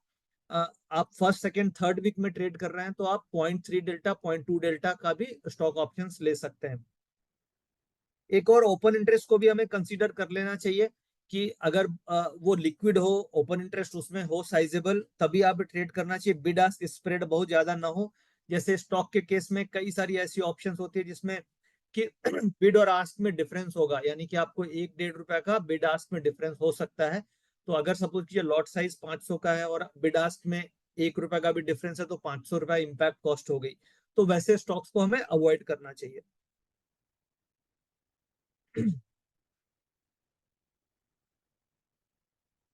अब जैसे स्ट्राइक सिलेक्शन के लिए मैंने डिस्कस किया कि हमें हमेशा, ये देखिए ये अभी क्या है, ये स्पॉट लेवल हम देख पा रहे हैं, ये कल का एग्जांपल है, 25,280 का स्पॉट लेवल है, और फ्यूचर का 25,345 है। ये फ्यूचर है, this is future, this is future, नीचे वाला फ्यूचर है, ऊपर वाला ये स्पॉट है। तो स्पॉट के हिसाब से ही स्ट्राइक लेनी लेनी चाहिए। जैसे 25,250 यहाँ पे सुटेबल है। और आप अगर पुट ऑप्शन कर रहे हैं तो पुट ऑप्शन के केस में 25,300 होगी, वो हम फ्यूचर के हिसाब से लेंगे। और कॉल ऑप्शन के केस में 25,250 होगी। तो आप इनका प्रीमियम देख सकते हैं, दोनों का प्रीमियम अप्रोक्सीमेटली एक ही जैसा मिलेगा। और डेल्टा भी अगर आप निकालेंगे तो इसका डेल्टा मिलेगा 0.5, और पुट का 25,300 का डेल्टा भी आपको 0.5 मिलेगा अप्रोक्सीमेटली। तो ये डेल्टा कॉल एंड पुट के केस में इस तरीके से हमें एंट्री लेनी चाहिए। ऐसा नहीं है कि पुट के केस में आप 25,250 लेंगे तो इसमें क्या आपको थीटा डी के ज्यादा होगा। तो बेसिकली 25,300 पुट के केस में, और कॉल के केस में 25,250 पे हम बेट करेंगे। अब फटाफट हम डेल्टा को समझ लेते हैं, उसके बाद हम स्टॉप लॉस हंटिंग में आएंगे। डेल्टा के बहुत डीप में हम नहीं जाएंगे, बस मैं एक फेयर आइडिया आप लोगों को देना चाहता हूं, क्योंकि ग्रीक्स हम डेल्टा पे फिर कभी एक प्रॉपर ग्रीक्स पे वेबिनार करेंगे। आज मैं इस सेशन में एक फेयर आइडिया लेकर के चल रहा हूं कि ग्रीक्स क्या क्या होते हैं। तो हम ग्रीक्स में जो नॉर्मली देखते हैं, एक तो डेल्टा ये सबसे इंपॉर्टेंट फैक्टर है, और इंट्राडे नेकेड ऑप्शन बायर के लिए डेल्टा और थीटा ये दो फैक्टर हम बहुत फोकस में रखते हैं। और उसके बाद वेगा और गामा, ये हम बेसिकली हमारे लिए उतना इंपॉर्टेंट नहीं है, बट ये भी इंपॉर्टेंट फैक्टर है। बट देखने के लिए ये दो ही, डेल्टा और वेगा पे, थीटा पे फोकस रखते हैं। डेल्टा क्या होता है? डेल्टा की जो रेंज होती है वो 0 से 1 होती है, यानी कि डेल्टा होता है कि a delta of 0.5 means option price is expected to move by 50 paisa for every 1 price move in the underlying asset. यानी अगर निफ्टी 1 रुपया मूव करेगी तो आपकी ऑप्शन 50 पैसे से ऊपर या नीचे जाएगी, keeping the other factor constant. But हम इंट्राडे की बात कर रहे हैं, तो इंट्राडे में सारे फैक्टर्स कांस्टेंट है, खाली टाइम डिके हो रहा है, समय निकल रहा है तो टाइम डिके हो रहा है। नॉर्मली एट द मनी का 0.5 डेल्टा होता है, तो जो भी आप कॉल ऑप्शन लेते हैं उसमें आपको यही होगा कि 1 रुपया निफ्टी मूव करेगी तो एट द मनी 50 पैसे से मूव करती है। और पुट ऑप्शन में ये जस्ट रिवर्स होता है, यानी कि पुट ऑप्शन का डेल्टा -1 से 0 के बीच में लाई करता है, यानी कि डेल्टा ऑफ 50 पैसे से पुट ऑप्शन टूटेगी अगर मार्केट ऊपर जाएगी, और मार्केट नीचे जाएगी तो 50 पैसे से ये डेल्टा बढ़ जाएगा, यानी पुट की वैल्यू बढ़ेगी। तो डेल्टा हमें इसलिए जानना जरूरी है कि हम जब स्ट्राइक प्राइस सिलेक्शन करते हैं तो हमें वैसी स्ट्राइक नहीं लेना चाहिए जिसका डेल्टा 0.2 है और थीटा उसका बहुत ज्यादा है। यानी कि थीटा का इम्पैक्ट डेल्टा से अगर ज्यादा होगा तो आपको प्रॉफिट नहीं मिलेगा। जैसे फॉर एग्जांपल, एक दिन का टाइम वैल्यू डिके इज से 20 रुपीज, एक दिन का time value decay is 20 rupees, और से डेल्टा की जो वैल्यू है दैट इज 0.20, 20 पैसा। यानी कि अगर निफ्टी 100 पॉइंट बढ़ेगी तो वो कॉल ऑप्शन कितनी बढ़ेगी? 20 रुपए बढ़ेगी, क्योंकि डेल्टा 0.2 है और उसका टाइम वैल्यू डिके भी 20 रुपए है। तो 100 रुपया निफ्टी बढ़ जाएगी तब भी आपको उस ऑप्शन में 2-3-4 रुपए से ज्यादा पैसा नहीं मिलेगा, अगर डेल्टा 0.2 है और time value decay 20 rupees per day है। नॉर्मली टाइम वैल्यू डिके उसका 10-12-13 रुपया ही होगा, 20 रुपीज नहीं होगा, बट फिर भी आपको वो गेन नहीं मिलेगा क्योंकि उसका थीटा ज्यादा है और डेल्टा कम है। तो हमें ध्यान ये रखना है कि डेल्टा की वैल्यू मूवमेंट के हिसाब से थीटा से ज्यादा होनी चाहिए, तभी हमें प्रॉफिट मिलेगा। यानी कि अगर सपोज एट द मनी की अगर आप बात करेंगे तो नॉर्मली इंट्राडे में हमें 12-15 रुपए के आसपास का थीटा होगा और 0.5 का डेल्टा होगा। तो 0.5 का डेल्टा का मतलब हो गया कि अगर मार्केट 20 पॉइंट मेरे फेवर में आ गई तो मेरा थीटा पार्ट कवर हो गया, यानी थीटा से मेरा नुकसान नहीं होगा, और 20 से ज्यादा मूवमेंट मिली तो मेरा वो डेल्टा का प्रॉफिट मिलेगा। तो इसे इस तरीके से हमें समझना चाहिए कि डेल्टा और थीटा के बैलेंस में हमें स्ट्राइक सिलेक्शन करनी चाहिए।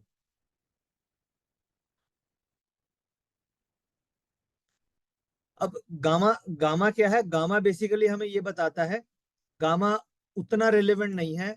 कई लोग गामा स्कैल्पिंग करते हैं, आपने सुना होगा गामा स्कैल्पिंग भी होती है। गामा ये बताता है कि जो डेल्टा कितना मेरा सेंसिटिव है, यानी कि डेल्टा जो चेंज हो रहा है ना, अब डेल्टा तो कांस्टेंट होगा नहीं, जैसे 0.5 से 0.6 होगा, 0.7 भी होगा डेल्टा, जैसे जैसे मार्केट मूव करेगी।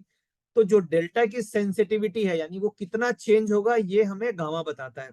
अब ये उनके लिए इंपॉर्टेंट है जिनके पास 20,000 25,000 निफ्टी की पोजीशन है, वो गामा हेजिंग करते हैं, यानी कि वो गामा को हेज कर देते हैं जिससे उनका डेल्टा न्यूट्रल हो जाता है। आपने सुना होगा डेल्टा न्यूट्रल स्ट्रेटेजी या गामा स्कैल्पिंग या गामा हेजिंग। तो जो बड़ी पोजीशन होती है वहां पे हम गामा को हेज करते हैं, यानी डेल्टा की सेंसिटिविटी को गामा से हेज कर दिया जाता है, दैट इज कॉल्ड गामा। अगर बहुत हाई गामा है तो इसका मतलब हो गया कि जो हमारी पोजीशन है वो उसमें बहुत ज्यादा फ्लक्चुएशन हो रही है, और अगर लो गामा है तो हमारी पोजीशन स्टेबल है।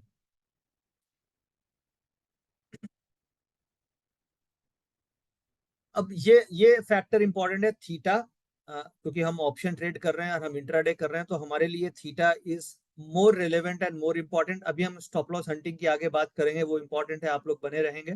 Stop loss hunting is very important topic. अभी हम थीटा की बात कर रहे हैं। थीटा का मतलब हो गया टाइम वैल्यू डिके, यानी कि जो ऑप्शन आप खरीदते हैं, नई वीकली एक्सपायरी चालू होती है, तो आपने देखा होगा एट द मनी कॉल की वैल्यू नॉर्मली 100 120 के आसपास स्टार्टिंग होती है।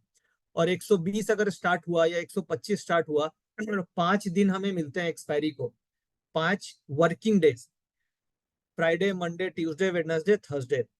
इस 5 दिनों में आप 125 रुपए को 5 से डिवाइड करेंगे तो करीब करीब 25 रुपए की average time value per day की आ गई।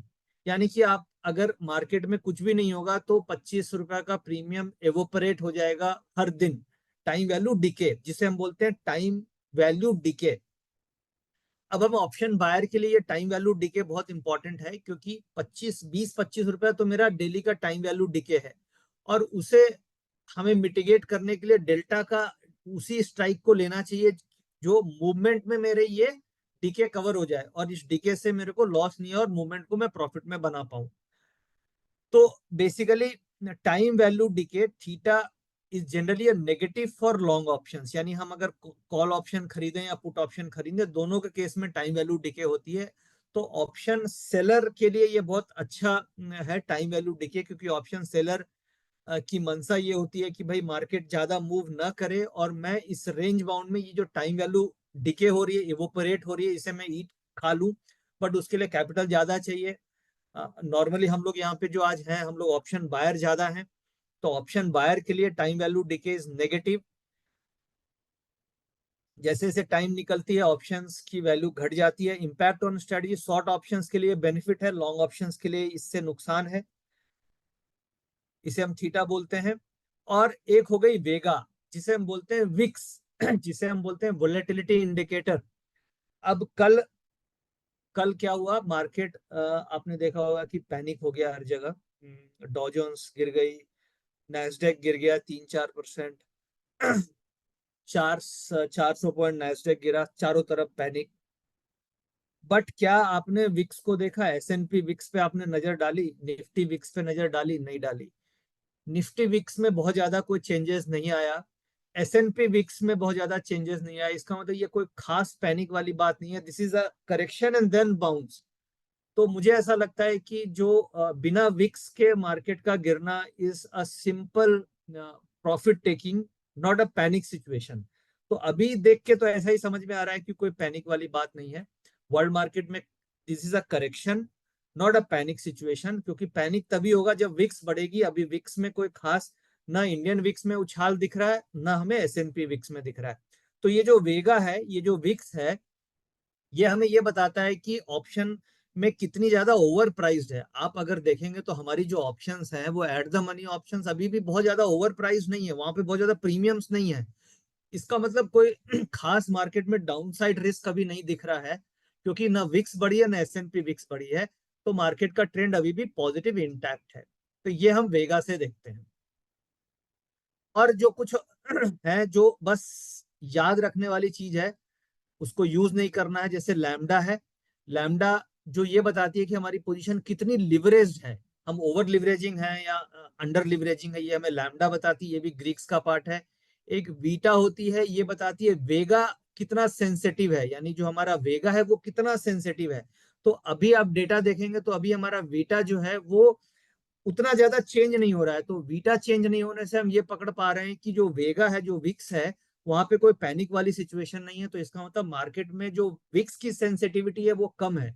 अगर विक्स की सेंसिटिविटी कम है तो मार्केट में कोई डरने वाली बात नहीं है, मार्केट अभी भी इंटैक्ट है, पॉजिटिव है, अप ट्रेंडिंग है। ये हम बीटा से पकड़ते हैं। बाकी चार्म है, चार्म दिखाता है कि डेल्टा डिके कितना हो रहा है, यानी जो डेल्टा है वो भी डिके होता है। जैसे थीटा डिके होता है वैसे डेल्टा भी धीरे धीरे डिके होता है, क्योंकि मार्केट में मूवमेंट नहीं मिलेगी तो डेल्टा भी डिके हो जाता है। ये चार्म बताता है। और स्पीड हमें बताती है कि rate of change in gamma, यानी गामा कितना तेजी से चेंज हो रहा है। तो ये बस समझने वाली चीज है, लैम्डा, वीटा, चार्म और स्पीड। इसमें सबसे इंपॉर्टेंट जो सीखने की चीज है वो वीटा है। वीटा हमें ये बता देगा कि जो सेंसिटिविटी ऑफ वेगा है वो कितनी ज्यादा है।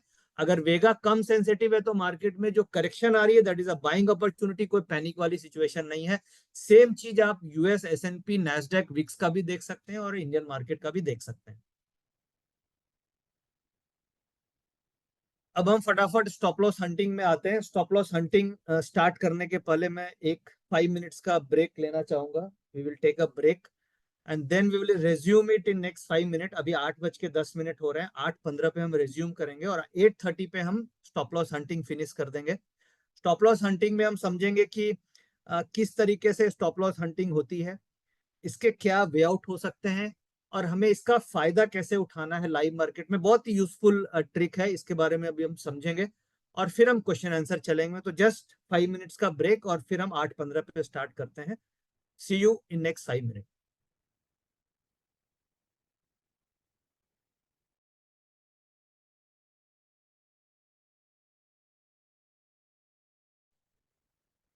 Good evening everyone. ये ब्रेक का मैं थोड़ा सा लाभ उठाना चाहूँगा। यहाँ पर मैं आपको बताना चाहूँगा, बहुत सारी क्वेरीज Q&A सेक्शन में आ रही हैं और चैट बॉक्स में आ रही हैं कि कुछ लोगों को अप्रोच किया गया है शिवानी अग्रवाल से या किसी और पर्सन से। तो मैं आपको बताना चाहूँगा कि हमारा सिर्फ और सिर्फ दो ही चैनल है इंडेक्स ट्रेडिंग के। एक पब्लिक चैनल है और एक जिसमें करीबन 2 लाख सब्सक्राइबर्स हैं, और एक प्रीमियम चैनल है जिसका कि आप सब्सक्रिप्शन हमारी वेबसाइट से ही सब्सक्राइब करके आप ले सकते हैं, और उसमें करीबन 13,000 का अभी स्ट्रेंथ है। तो यहाँ पर मैं बताना चाहूंगा कि आप किसी भी तरीके से कोई आपको अकाउंट हैंडलिंग के तौर पे अगर अप्रोच करता है कि मैं अकाउंट हैंडलिंग हम लोग करते हैं नितिन जी का फोटो लगाकर या फिर नाम कॉपी करके, तो आप उसमें नहीं फंसें। ये आपके लिए भी बेटर है और ओवरऑल जो इंडस्ट्री है उसके लिए भी बेटर रहेगा। तो ये टाइम टू टाइम हम लोग बताते रहते हैं। बाकी अभी 5 मिनट्स के अंदर नितिन जी दोबारा से रिज्यूम करेंगे, तो हम लोग फिर आगे बढ़ते हैं। Thank you very much. ये जो वीडियो है आज की ये वीडियो मैं यूट्यूब चैनल पे डाल दूंगा। अनुज जी, आप एक बार यूट्यूब चैनल का लिंक चैट में डाल दीजिए सो दैट आप लोग वहां पे जुड़ जाएं। और ये जो वीडियो है लर्निंग वीडियो, आज की जो वीडियो है ये आपको वहां पे मिल जाएगी सो दैट बाद में आप रेफर कर सकें।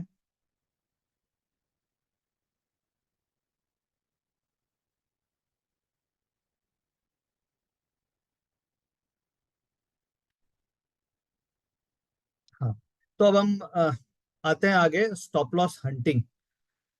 ये बहुत कॉमनली देखा जाता है मार्केट में और इसमें अपॉर्चुनिटी भी छुपी है। स्टॉप लॉस हंटिंग का मतलब क्या होता है? Stop loss hunting refers to the practice of driving the price of an asset down, up or down to trigger the stop loss. To trigger the stop loss order placed by traders, this can lead to increased volatility and price manipulation. Normally क्या होता है कि stop loss orders को trigger करने के लिए stop loss hunting होती है। लार्ज ऑर्डर्स कैसे होता है? ये large orders, large institutions, traders और market makers might place large sell orders to push the price down and trigger the stop losses of retail traders. कैसे होता है? Traders might manipulate prices to trigger the stop loss before reversing the price direction, allowing them to buy back at a lower price. यानी कि वो फटाक से price, ऐसे आपने देखा होगा, प्राइस हिट किया, सारे स्टॉप लॉस यहाँ पे ट्रिगर हुए एंड द प्राइस रिवर्सेस। ठीक है, और ये जनरली कहां पे होता है? इट हैपेंस अराउंड की सपोर्ट लेवल, रेसिस्टेंस लेवल। अब जैसे इंपॉर्टेंट सपोर्ट लेवल है और सपोर्ट लेवल के आसपास जनरली क्या होता है कि सपोर्ट को देख करके एनालिस्ट हम लोग स्टॉप लॉस लेवल्स डिसाइड करते हैं या ट्रेडर्स या चार्ट्स देख करके। तो सपोर्ट लेवल के आसपास अचानक से स्पाइक आएगी और वहां पे सारे के सारे स्टॉप लॉसेस लगे होते हैं, वो ट्रिगर होता है एंड देन इट रिवर्सेस। और the second case is day लो। कई बार जस्ट डे लो के आसपास आएगा और नॉर्मली जो स्टॉप लॉसेस होते हैं वो डे लो के आसपास होते हैं। तो डे लो का स्टॉप लॉस हिट करता है क्योंकि एल्गोरिथमिक ट्रेडिंग और हाई फ्रीक्वेंसी ट्रेडिंग आज के समय में मैक्सिमम हाउसेज में होती है। तो उनका जो एल्गो का स्टॉप लॉसेस होता है वो भी कई बार डे लो के आसपास लगा हुआ होता है या डे लो के नीचे लगा हुआ होता है। तो स्टॉप लॉस हंटिंग में क्या होता है कि देर is a sudden downfall and all the stop losses of algo and retails are hit and then there is a reversal. ये कैसे होता है? ये होता है अभी हम कुछ ग्राफ्स के थ्रू या पिक्चर्स के थ्रू समझते हैं। अब जैसे देखिए ऐसा सिनेरियो, ये पिक्चर हम कई बार यूज करते हैं। ये सिनेरियो आपने मार्केट में अगर आप देखेंगे तो लाइव मार्केट में आपको ऐसा सिनेरियो कई बार मिलेगा कि प्राइस गिर रहा है और ये एक सपोर्ट लेवल है, और सपोर्ट लेवल से प्राइस बहुत तेजी से नीचे आता है। जैसे कि आप अगर याद करें तो 29 अगस्त को एक्सपायरी वाले दिन मार्केट ने सपोर्ट को ब्रेक किया और then there was a hammer like candle. अब आप कैसे आइडेंटिफाई करेंगे कि ये स्टॉप लॉस हंटिंग है? स्टॉप लॉस हंटिंग अगर हो रही है तो उसमें हमेशा आपको ये हैमर बनेगा, हैमर, हैमर लाइक सिचुएशन, यानी कि प्राइस नीचे जाएगी, लो टच करेगा और लो से फिर वो हाई पे क्लोज होगी। तो दिस इज अ सिनेरियो कि अगर सपोर्ट लेवल पे हैमर बन गया तो आप आइडेंटिफाई कर लेंगे कि ये स्टॉप लॉस हंटिंग है। आप ये लो का स्टॉप लॉस लगा करके आप बाइंग कर सकते हैं।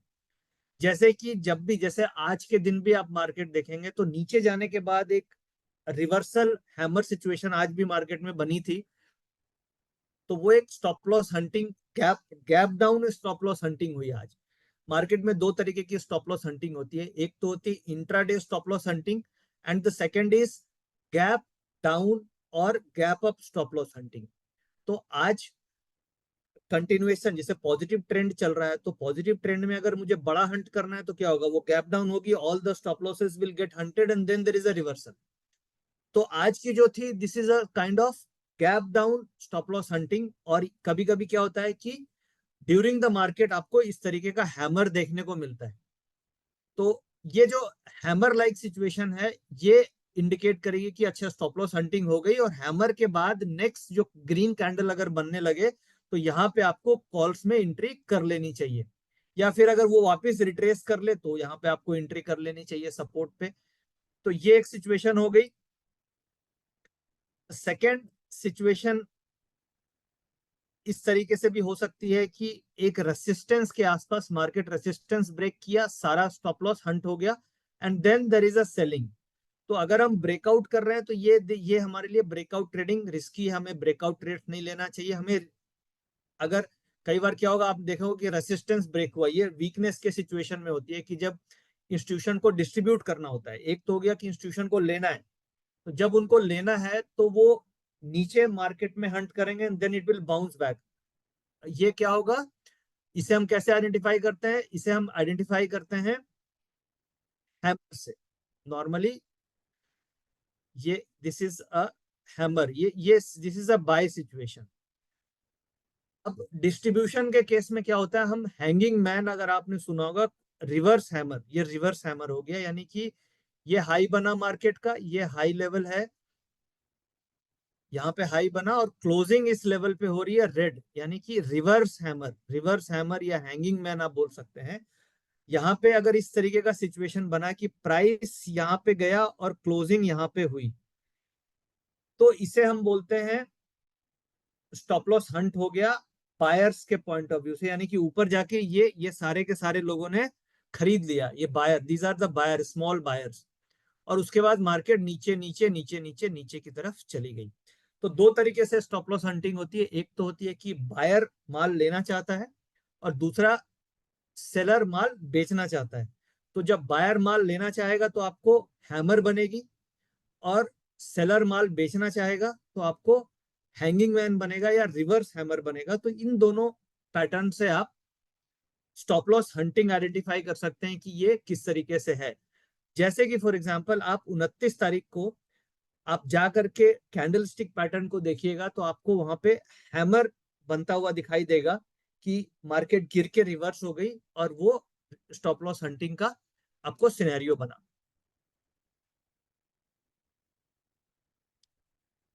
जैसे ये एक और एग्जांपल है कि स्टॉप लॉस हंट हुआ और मार्केट, ये बेसिकली सेलर ने स्टॉप लॉस हंट किया यहाँ पे, क्योंकि सेलर को डिस्ट्रीब्यूट करना है। तो this was a positive candle और फिर ये रिवर्सल, रिवर्सल एंड सेलिंग इस तरीके से ये आ गई। ये अगर आप याद करें तो ये कल हुआ था, कल के दिन में मार्केट में सेम हुआ था कि मार्केट में अगर आप देखेंगे तो 2 बजे के आसपास बहुत तेज मार्केट में ऊपर की तरफ बाइंग आई, फिर मार्केट अप्रोक्सीमेटली क्लोज हुआ डे मिड में, और आज गैप डाउन ओपनिंग हुई। तो ये सेम सिनेरियो कल के चार्ट्स में आप देख सकते हैं कि ब्रेकआउट था market during the mid day, और फिर इस तरीके से सेम सिनेरियो कल के चार्ट में, यानी कि आप 3 तारीख के चार्ट्स को देख सकते हैं, 3 सितंबर को सेम ये इस तरीके का फॉर्मेशन था, और 4 तारीख को फॉलो ऑन एक 180 पॉइंट का गैप डाउन मिला। तो इस तरीके से स्टॉप लॉस हंटिंग, वो ओवरनाइट पोजीशंस के लिए स्टॉप लॉस हंटिंग यानी डिस्ट्रीब्यूशन हुई। अब बेसिकली ये तो, इससे हमें बचना कैसे और इसका फायदा कैसे उठाना, ये इंपॉर्टेंट पॉइंट है। अभी हमने ये समझा कि स्टॉप लॉस हंटिंग होती क्या है, और अब रेलेवेंट क्या है कि इससे हमें बचना क्या है। तो स्टॉप लॉस हंटिंग के लिए हमें क्या क्या यूज करना चाहिए। एक तो नॉर्मली हमें परसेंटेज बेस्ड स्टॉप लॉस हम लोग यूज कर सकते हैं। परसेंटेज बेस्ड स्टॉप लॉस यानी आपने फिक्स परसेंटेज लगा लिया कि आप ऑप्शन खरीद रहे हो, तो आपका ऑप्शन में 25% या 30% का आप स्टॉप लॉस यूज कर सकते हैं। एक हम यूज करते हैं वोलेटिलिटी बेस्ड स्टॉप लॉस, यानी एवरेज ट्रू रेंज के ऊपर, यानी कि जितना ज्यादा वोलेटिलिटी उस हिसाब से स्टॉप लॉस एडजस्ट कर सकते हैं। एटीआर एवरेज ट्रू रेंज के हिसाब से आप स्टॉप लॉस एडजस्ट कर सकते हैं। ये कुछ मेथड्स है, फिर मैं बताऊंगा कि मैं क्या यूज करता हूँ और क्या बेस्ट मेथड है, बट ये कुछ मेथड्स है जो आप यूज कर सकते हैं। Fixed percentage based stop loss, ATR यानी average true range based stop loss. Third, technical stop loss यानी सपोर्ट एंड रेसिस्टेंस के बेसिस पे स्टॉप लॉस यूज कर सकते हैं। एक हो गया रिस्क रिवार्ड रेशियो के हिसाब से स्टॉप लॉस यूज कर सकते हैं, यानी कि आप अगर से रिवार्ड का टारगेट कर रहे हैं 30 पॉइंट का, तो 1:1 रिस्क रिवार्ड रेशियो हो गया। 1:1 यानी 30 पॉइंट का टारगेट है तो 30 पॉइंट का स्टॉप लॉस हो गया।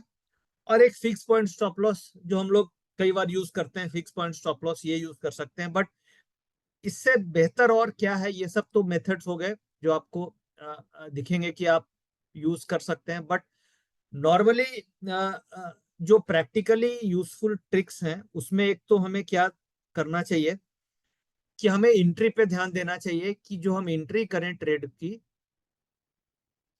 ये कभी भी हम क्या तो वीवैप पे लें या 61% रिट्रेसमेंट पे लें। 61% रिट्रेसमेंट पे लें, ये दो एंट्री मेथड को ही फॉलो करें। इसके अलावा कोई भी एंट्री मेथड हम फॉलो नहीं करें। अगर हम ये दो रूल पे एंट्री करेंगे तो मेरा स्टॉप लॉस हमेशा छोटा होगा, क्योंकि हम रिट्रेसमेंट पे ले रहे हैं।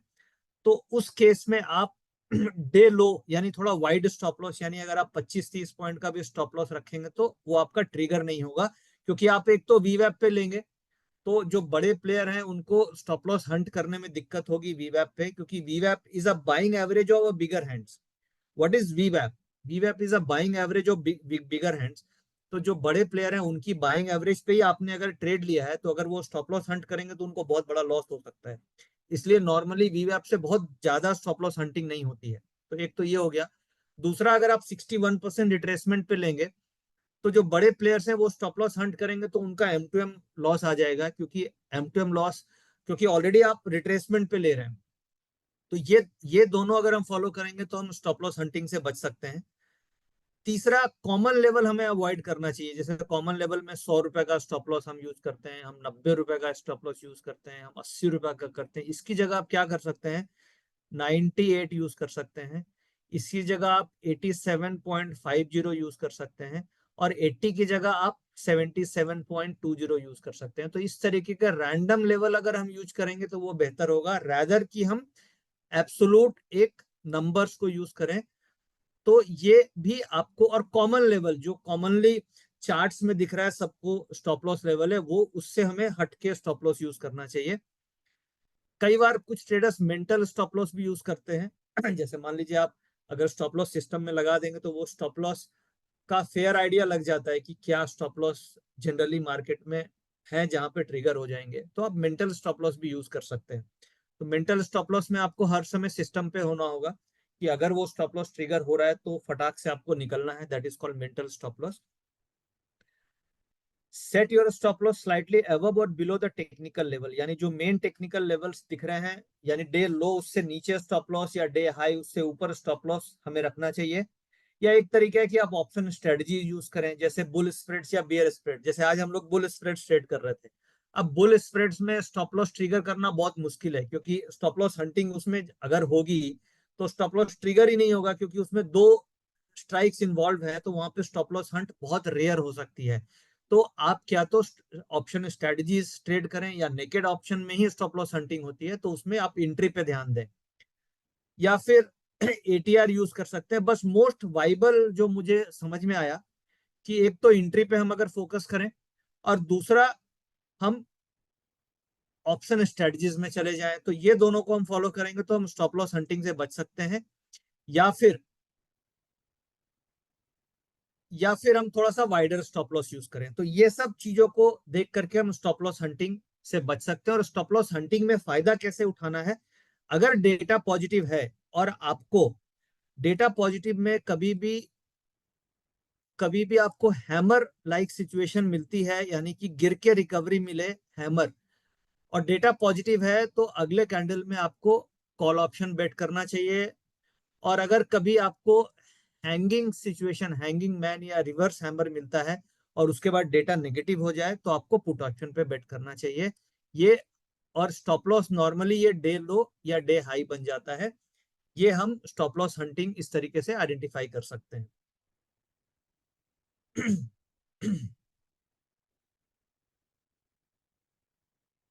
और फटाफट मैं कंक्लूड करता हूँ। ये हमारा ट्रेडिंग प्लान है। अब ये सब समझने के बाद एक ट्रेडिंग प्लान हम डिजाइन करते हैं, जो जो मैंने डिजाइन कर रखा है। इन सब चीजों को समझने के बाद कंक्लूजन में मुझे ट्रेडिंग प्लान क्या मिला, ट्रेडिंग प्लान ये मिला कि हमें 9 बजे से लेके 11 बजे तक डेटा को ऑब्जर्व करना है, यानी ये डेटा ऑब्जर्वेशन पीरियड हो गया।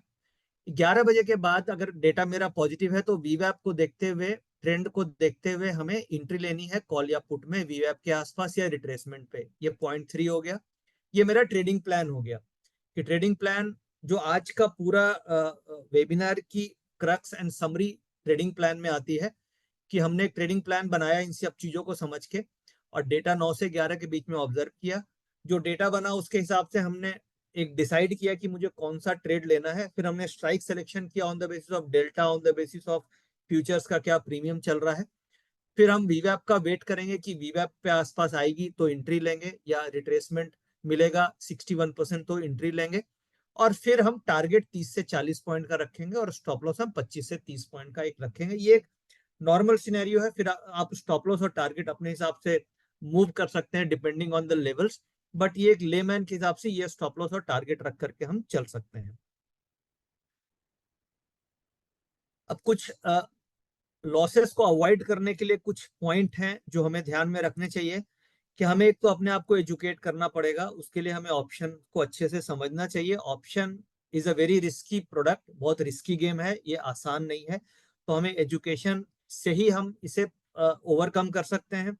हमें एक प्लान डेवलप करना चाहिए, कि जैसे कि मैंने अभी आपको प्लान दिखाया कि मेरा ये प्लान है, और इस प्लान को मैं हर दिन एग्जीक्यूट करता हूँ, और इसी प्लान के बेसिस पे हम हर दिन ट्रेड एग्जीक्यूट करते हैं। तो ये प्लान अगर आपको समझ में आता है, तो आप इस प्लान को फॉलो कर सकते हैं, प्रैक्टिस कर सकते हैं, बैक टेस्ट कर सकते हैं। मेरे हिसाब से इस प्लान की एक्यूरेसी करीब करीब 70% लाइव मार्केट में देखने को मिलती है। सारा कुछ डिपेंड करता है आप एंट्री कहाँ पे करते हैं। अगर आपकी राइट एंट्री है, तो आपकी विनिंग रेशियो 70% तक आ जाती है। फिर रिस्क मैनेजमेंट बहुत इंपॉर्टेंट है, कि आप बिना स्टॉप लॉस के ऑप्शन में ट्रेड नहीं करें। ओवरनाइट आप नेकेड ऑप्शंस कैरी नहीं करें, ओवरनाइट कैरी करना रिस्की हो सकता है। अगर आप ओवरनाइट कैरी कर रहे हैं, तो अपनी पोजीशन को हेज करके लेके जाएं, जैसे बुल स्प्रेड्स या बेयर स्प्रेड्स में लेके जा सकते हैं। मिस्टेक्स जो हमारी हो रही है, जैसे कई बार हम ब्रेकआउट एंट्री कर लेते हैं, तो उससे हमें सीखना चाहिए कि उस मिस्टेक्स को हम आगे ना करें। ओवर लिवरेज हमें नहीं करना चाहिए। जैसे मान लीजिए कई बार हम कैपिटल के हिसाब से बहुत ज्यादा पोजीशंस ले लेते हैं, या हम उतनी पोजीशन ले लेते हैं जिसमें हम कंफर्टेबल नहीं है। तो डिस्कंफर्ट होने के कारण आप बहुत छोटे प्रॉफिट में या छोटे जल्दी निकल जाते हैं। तो लिवरेज को हमें केयरफुली यूज करना चाहिए। ओवर ट्रेडिंग भी हमें अवॉइड करना चाहिए। दिन में अगर आपको एक ट्रेड अच्छा मिल जाए, तो डन फॉर द डे। मेरे हिसाब से आपको मैक्सिमम 2 ट्रेड से ज्यादा एक दिन में नहीं लेना चाहिए। एक ट्रेड अगर आपको मिल जाता है ठीक ठाक वीवैप पे, तो आप उस दिन की ट्रेडिंग बंद कर सकते हैं। क्योंकि अगर आप मल्टीपल ट्रेड लेंगे, तो चांसेस हैं कि आपके ट्रेड सेकेंड ट्रेड फंस सकते हैं। तो एक ट्रेड अगर आपको अच्छा मिल जाता है, आपका ये प्लान एग्जीक्यूट हो जाता है, तो आप उस दिन ट्रेडिंग बंद कर सकते हैं। I will finish in next 5 minutes, I am done. और फिर कुछ अगर आप जो प्लान मैंने डिस्कस किया, इस प्लान को आप पेपर ट्रेडिंग के थ्रू भी कर सकते हैं, कि जो पेपर ट्रेडिंग है इससे आप करके देखें। इंट्री एंड एग्जिट पे फोकस करें, स्टॉप लॉस फॉलो करें, monitor option open interest carefully. जो ऑप्शन चेन का डेटा है ये बहुत इंपॉर्टेंट है, इसे आपको प्रॉपरली देखना चाहिए, समझना चाहिए, टेक्निकल एनालिसिस यूज करना चाहिए। और option calendar monitor, economic calendar, ये बहुत इंपॉर्टेंट है। किस दिन किसका इंपॉर्टेंट रिजल्ट्स आने वाले हैं, जैसे कि जिस दिन रिलायंस का एजीएम है वॉलेटिलिटी रहेगी, इन्फोसिस का रिजल्ट है वॉलेटिलिटी रहेगी, एचडीएफसी का रिजल्ट है वॉलेटिलिटी आ सकती है, आईसीआईसी का रिजल्ट है वॉलेटिलिटी आ सकती है, आरबीआई की पॉलिसी है वॉलेटिलिटी आ सकती है। तो हमें इकोनॉमिक कैलेंडर पे ध्यान रखना चाहिए। ये मनी कंट्रोल की वेबसाइट में आपको इकोनॉमिक कैलेंडर मिल जाते हैं, आप वहां से देख सकते हैं।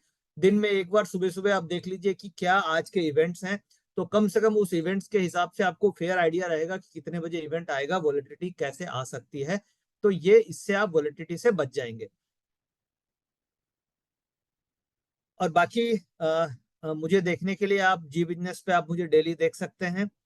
और जो टाइमिंग है वो टाइमिंग है मुझे देखने का, जी बिजनेस पे जो मैं कॉल देता हूँ 12:35 से 12:50 के बीच में, दूसरी ट्रेड्स 2:15 से 2:30 के बीच में, और तीसरा हर हर अल्टरनेट डे यानी मंडे और वेडनेसडे को मैं 7:40 से 7:50 के बीच में जी बिजनेस पे आपको मिलूंगा। इसके अलावा इसके अलावा आप चाहे तो प्रीमियम टेलीग्राम चैनल ज्वाइन कर सकते हैं। वहां पे हम जो भी कॉन्सेप्ट या ट्रेडिंग प्लान आज मैंने डिस्कस किया, इसी ट्रेडिंग प्लान पे हम हर दिन वहां पे ट्रेड एग्जीक्यूट करते हैं। और मेन हमारा ऑब्जेक्टिव वहां पे ये होता है कि एक तो लॉस को हम बचा पाए, और दूसरा राइट डायरेक्शन में ट्रेड करें। और मेन ऑब्जेक्टिव होता है कि हम वीकली प्रॉफिट कर पाए। हर दिन प्रॉफिट पॉसिबल नहीं है, बट वीक ऑन वीक हमारी कोशिश होती है कि हम प्रॉफिट बना पाए। और अगर आप लास्ट एक साल का ट्रैक रिकॉर्ड देखेंगे तो 80% ऑफ द वीक्स प्रॉफिटेबल रहे हैं, 20% of the weeks he losing रहे हैं। तो ओवरऑल अगर आप वीकली बेसिस पे देखेंगे तो प्रीमियम टेलीग्राम चैनल की जो परफॉर्मेंस है वो वीक ऑन वीक प्रॉफिटेबल है, और 80% of the weeks last 1 year में प्रॉफिटेबल रहे हैं। ये परफॉर्मेंस है अगस्त एक्सपायरी का। अगस्त एक्सपायरी में जो प्रॉफिट रहा है वो 202 पॉइंट के आसपास का रहा है। और ये चार के चारों, इनफैक्ट 5 वीक थे और हमारे पांचों वीक प्रॉफिटेबल रहे हैं। सेकेंड वीक में हाईएस्ट प्रॉफिट था 113 पॉइंट का। जो नॉर्मल हम टारगेट लेके चलते हैं, हर मंथ हम 200 से 200 पॉइंट के आसपास का प्रॉफिट बनाने की कोशिश करते हैं। और ये सारा का सारा जो प्लान मैंने डिस्कस किया, जो रूल्स डिस्कस किए, इसी के बेसिस पे हम ट्रेड एग्जीक्यूट करते हैं। आप चाहें तो खुद से भी एग्जीक्यूट कर सकते हैं इस प्लान को समझ के, और आप अगर चाहते हैं तो आप प्रीमियम टेलीग्राम चैनल को ज्वाइन करके मेरे साथ भी वहां पे ये सारे के सारे ट्रेड्स एग्जीक्यूट कर सकते हैं। एवरेज ट्रेड एक एक ट्रेड एक दिन का होता है जनरली। दिन में एक ट्रेड हम देने की कोशिश करते हैं। और just 1 minute, premium Telegram channel में अभी मेरे पास करीब 12,800 सब्सक्राइबर हैं। और इसके साथ साथ मैं आप सभी का बहुत बहुत धन्यवाद करना चाहूंगा। आज के वेबिनार को आप लोगों ने ज्वाइन किया। मैंने अपनी तरफ से बेस्ट जो प्रैक्टिकल नॉलेज है वो शेयर करने की कोशिश करी। ये जो वेबिनार है ये कंटेंट यूट्यूब चैनल पे मैं अपलोड कर दूंगा। अनुज जी, आप यूट्यूब चैनल का लिंक डिस्क्रिप्शन में चैट बॉक्स में डाल दीजिए। और जो भी क्वेश्चन है, now we are ready for the question answer, हम क्वेश्चन आंसर ले सकते हैं। और आप यूट्यूब चैनल ज्वाइन कर सकते हैं। Thank you. So sir, question answer session start करते हैं। तो सर, सबसे पहले क्वेश्चन तो यही आ रहा है कि कब हम लोग ये डिसाइड करें कि नेकेड ऑप्शंस लेने हैं और कब हमको स्ट्रैटेजी का ट्रेड लेना है, तो ये किस तरीके से डिसाइड कर सकते हैं?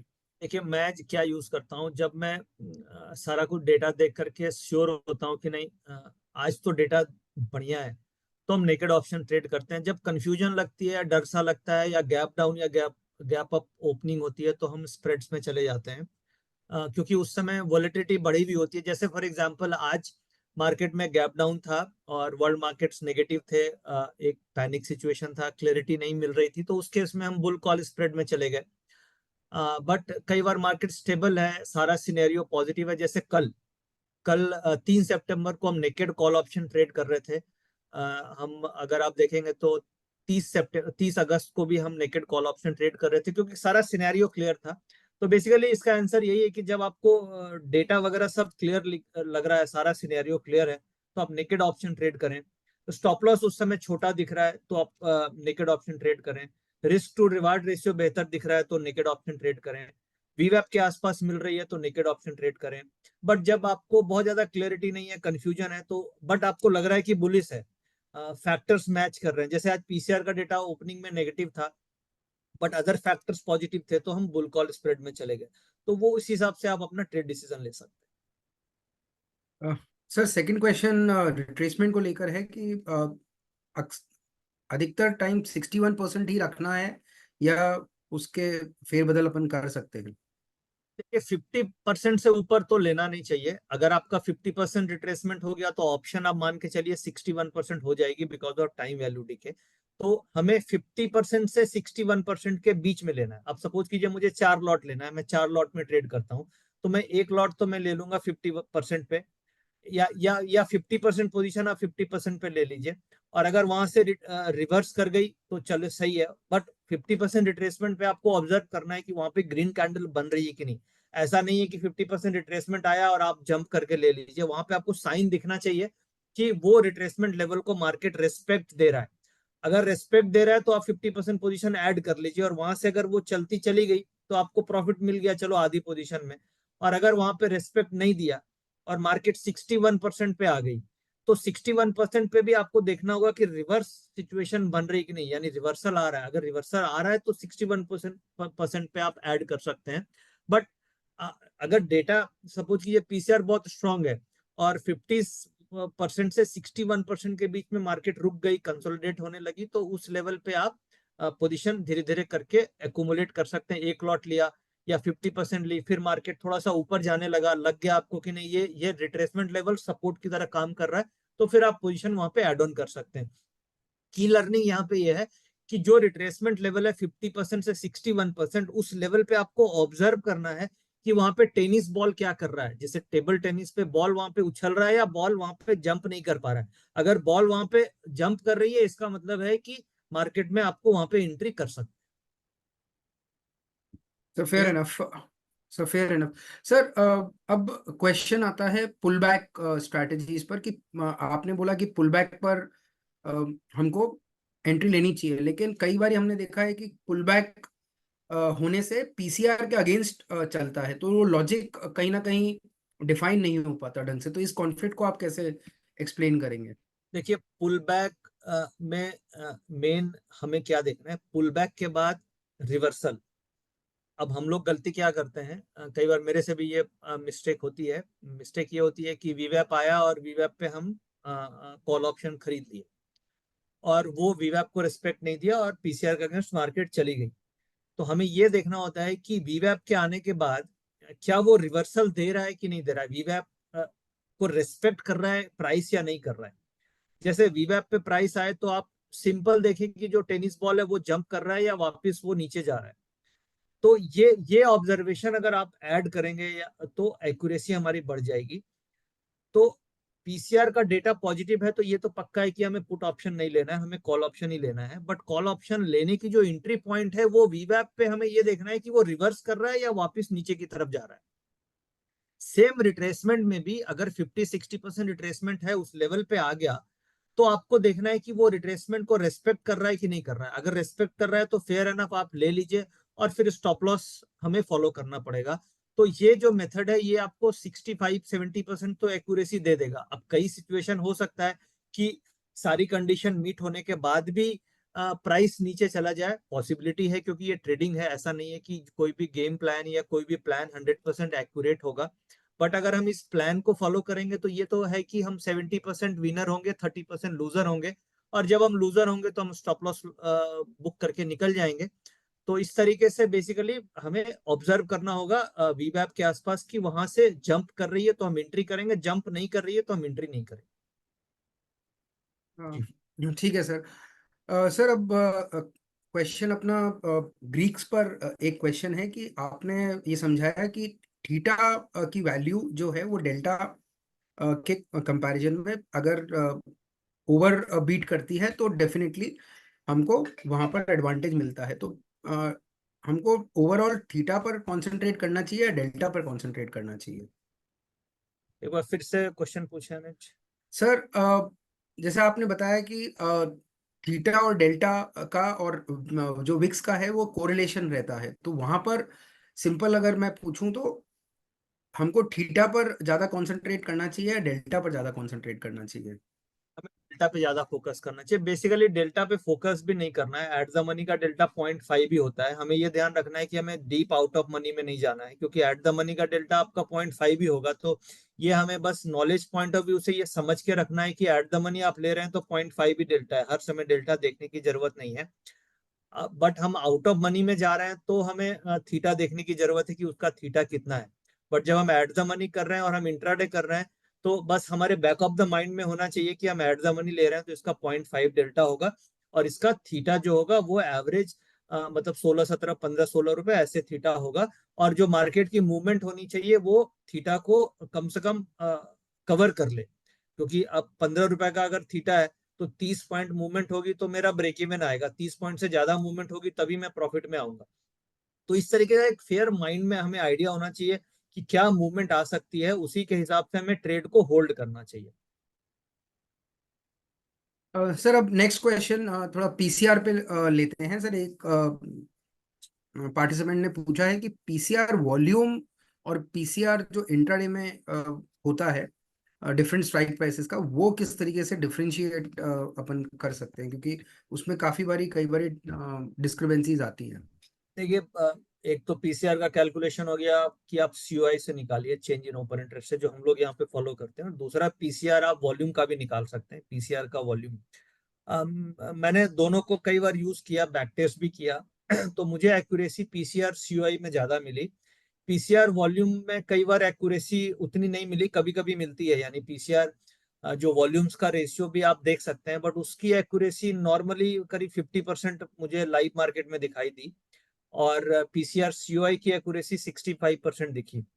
पीसीआर वॉल्यूम का मतलब हो गया कि आप हर स्ट्राइक, जो 3 स्ट्राइक्स हम है उसका वॉल्यूम लेकर के, पुट का वॉल्यूम डिवाइडेड बाई कॉल का वॉल्यूम, उससे आप एक रेशियो निकाल सकते हैं।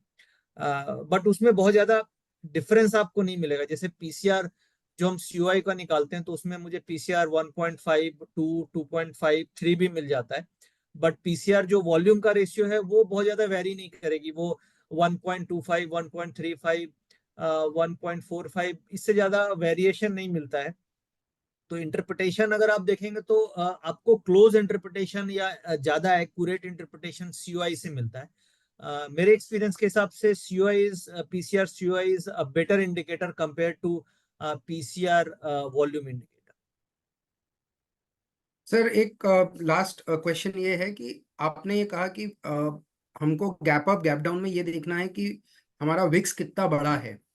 तो अगर विक्स नहीं बढ़ा है तो गैप डाउन की सिचुएशन में हम कॉल ऑप्शन ले लें, और गैप अप की सिचुएशन में पुट ऑप्शन ले लें, ऐसा हो सकता है सर? देखिए, बहुत अच्छा क्वेश्चन है अनुज जी आपका। देखिए, जब भी गैप डाउन हो तो सबसे पहले आप जाके देखिए विक्स क्या है। तो एक तो फैक्टर आपने देख लिया विक्स। अगर विक्स 4-5% से ज्यादा बढ़ी हुई है तो फिर कुछ सोचने समझने वाली बात है, यानी डर वाली बात है। बट अगर सपोज कीजिए विक्स 5-6% से ज्यादा नहीं बढ़ी हुई है, तो फिर आप वो फैक्टर देखिए कि फिर आप पीसीआर में आइए कि पीसीआर जो ओपनिंग हुई, गैप डाउन ओपनिंग में पीसीआर की जो वैल्यू खुली, क्या वहां से पीसीआर और वीक हो रहा है या और बेटर हो रहा है। एक ये आप देख सकते हैं। दूसरा, ओपनिंग का जो विक्स है वहां से विक्स बढ़ा है, यानी सपोज कीजिए 5% विक्स ऊपर खुला गैप डाउन से, और उसके बाद विक्स 1 घंटे में 4% रह गया, 3% रह गया, 2% रह गया, यानी विक्स कूल डाउन हो गया। इसका मतलब हो गया कि जो गैप डाउन का जो पैनिक है वो खत्म हो गया। ये देख सकते हैं। और फिर आप मार्केट में सपोर्ट है, मार्केट में मैक्सिमम ओआई कंसंट्रेशन है, ये सब फैक्टर्स को देख करके फिर आप बेट कर सकते हैं कि कॉल लेना है कि पुट लेना है। तो गैप डाउन में विक्स, जब भी गैप डाउन हो आप विक्स को देखिए, और विक्स अगर एक आध घंटे, खुलने के 1 घंटे के अंदर आप विक्स को मॉनिटर कीजिए। और विक्स अगर 1 घंटे की जो लो हाई है, अगर वो ब्रेक कर रहा है, ऊपर जा रहा है विक्स, तो इसका मतलब जो गैप डाउन है वो और नीचे की तरफ मार्केट चली जाएगी। बट अगर विक्स खुलने के जो 1 घंटे का हाई लो है वो लो की तरफ आ रहा है, तो इसका मतलब मार्केट बाउंस कर जाएगी, गैप डाउन सस्टेन नहीं करेगी, मार्केट बाउंस होगी, जैसे आज भी ऐसा ही हुआ। तो ये आप विक्स से क्लूज ले सकते हैं, और बहुत अच्छा है ये, बहुत अच्छा अच्छे से काम करती है, इसकी एक्यूरेसी भी 70-80% आती है। सर तो यहाँ पर हमारे most of the questions complete होते हैं। एक बस फाइनल सबका ये है कि बैंक निफ्टी और निफ्टी कल किस तरीके से परफॉर्म करेगी, तो अगर आप उस पर रोशनी डाल पाए तो ज़्यादा बेटर है। देखिए आज की क्लोजिंग के हिसाब से तो मुझे लग रहा है कि 25,100 का सपोर्ट लेवल मार्केट ने लिया है, जो हम लोग ये सोच के चल रहे थे। 25,100 पे पुट राइटिंग काफी है, तो वो एक सपोर्ट लेवल हो गया, point number 1। Point number 2, market गिरने के बाद विक्स में कोई मेजर अपटिक नहीं है, तो वो भी एक सपोर्ट की तरह काम कर रहा है कि ये जो गिरावट थी, this was just a simple profit taking और स्टॉप लॉस हंटिंग। तीसरा फैक्टर, अगर हम S&P विक्स को भी देखें तो वहां पे भी बहुत ज्यादा कुछ, डिस्पाइट की वहां की मार्केट बहुत गिरी, बट S&P विक्स में भी बहुत बड़ा उछाल नहीं था, तो वो भी एक फैक्टर है। तो ओवरऑल चौथा, रोलोवर्स। रोलोवर्स जो है वो 25,100 150 की रेंज में रोलोवर्स हुए हैं। अगर आप याद करें तो जिस दिन एक्सपायरी थी 29 तारीख को, उस दिन स्पॉट का जो लेवल था वो 25,150 के आसपास ही था। तो रोलोवर की जो रेंज है वो 25,100 150 के स्पॉट लेवल के आसपास ही रोलोवर हुए हैं, तो वो भी सपोर्ट लेवल बन जाता है। तो जब तक 25,100 के नीचे मार्केट नहीं जाती है, यहाँ पे कंक्लूजन ये निकल के आता है कि मार्केट पॉजिटिव है, और ये 25,400 25,500 चली जानी चाहिए। 25,100 नीचे जाएगी, या फिर अब नैस्डैक और गिरने लग जाए, वर्ल्ड मार्केट में और कुछ सेलिंग आने लग जाए, तो फिर कंसर्न आएगा। बट अगर नैस्डैक यहाँ से थोड़ा ही गिरता है, ज्यादा भी ना गिरे, और 25,100 हम लोग होल्ड करते हैं, तो हम मुझे लगता है कि 25,400 500 आएगा। तो मेरा जो व्यू है कि अभी हम पॉजिटिव इंस्टेंस लेकर के चलेंगे, और बाय ऑन डिप की स्ट्रेटेजी रखेंगे जब तक 25,100 के ऊपर है। 25,100 के नीचे जाएगी तो वो रोलओवर वाला दिन था, उससे नीचे मार्केट जाएगी तो फिर अनवाइंडिंग का प्रेशर आएगा, यानी जो लॉन्ग अनवाइंडिंग है वो लिक्विडेट होने लगेगी, तो फिर वहां से हमें थोड़ा व्यू चेंज करना पड़ेगा। बट अभी हम पॉजिटिव व्यू रख करके चलेंगे। Thank you to all the participants, आप लोगों ने आज अपना समय दिया। डेडलाइन से थोड़ा हम लोग ज्यादा चले गए, we wanted to have a webinar of 1 hour, but आज ये लंबा हो गया, 1 घंटे 45 मिनट का हो गया। Thank you for time, thank you for the patience, thank you very much. Hope कि जो आज की लर्निंग है आप लोग को बहुत काम आएगी। सारी की सारी चीजें प्रैक्टिकल है, जो हम लोग लाइव ट्रेडिंग से सीखे हैं वो हम लोगों ने डिस्कस किया है। आप इस वीडियो को सुनने के बाद, इस वेबिनार के बाद सारी की सारी चीजें इनफैक्ट कल से यूज कर सकते हैं। Thank you very much, thank you for your participation.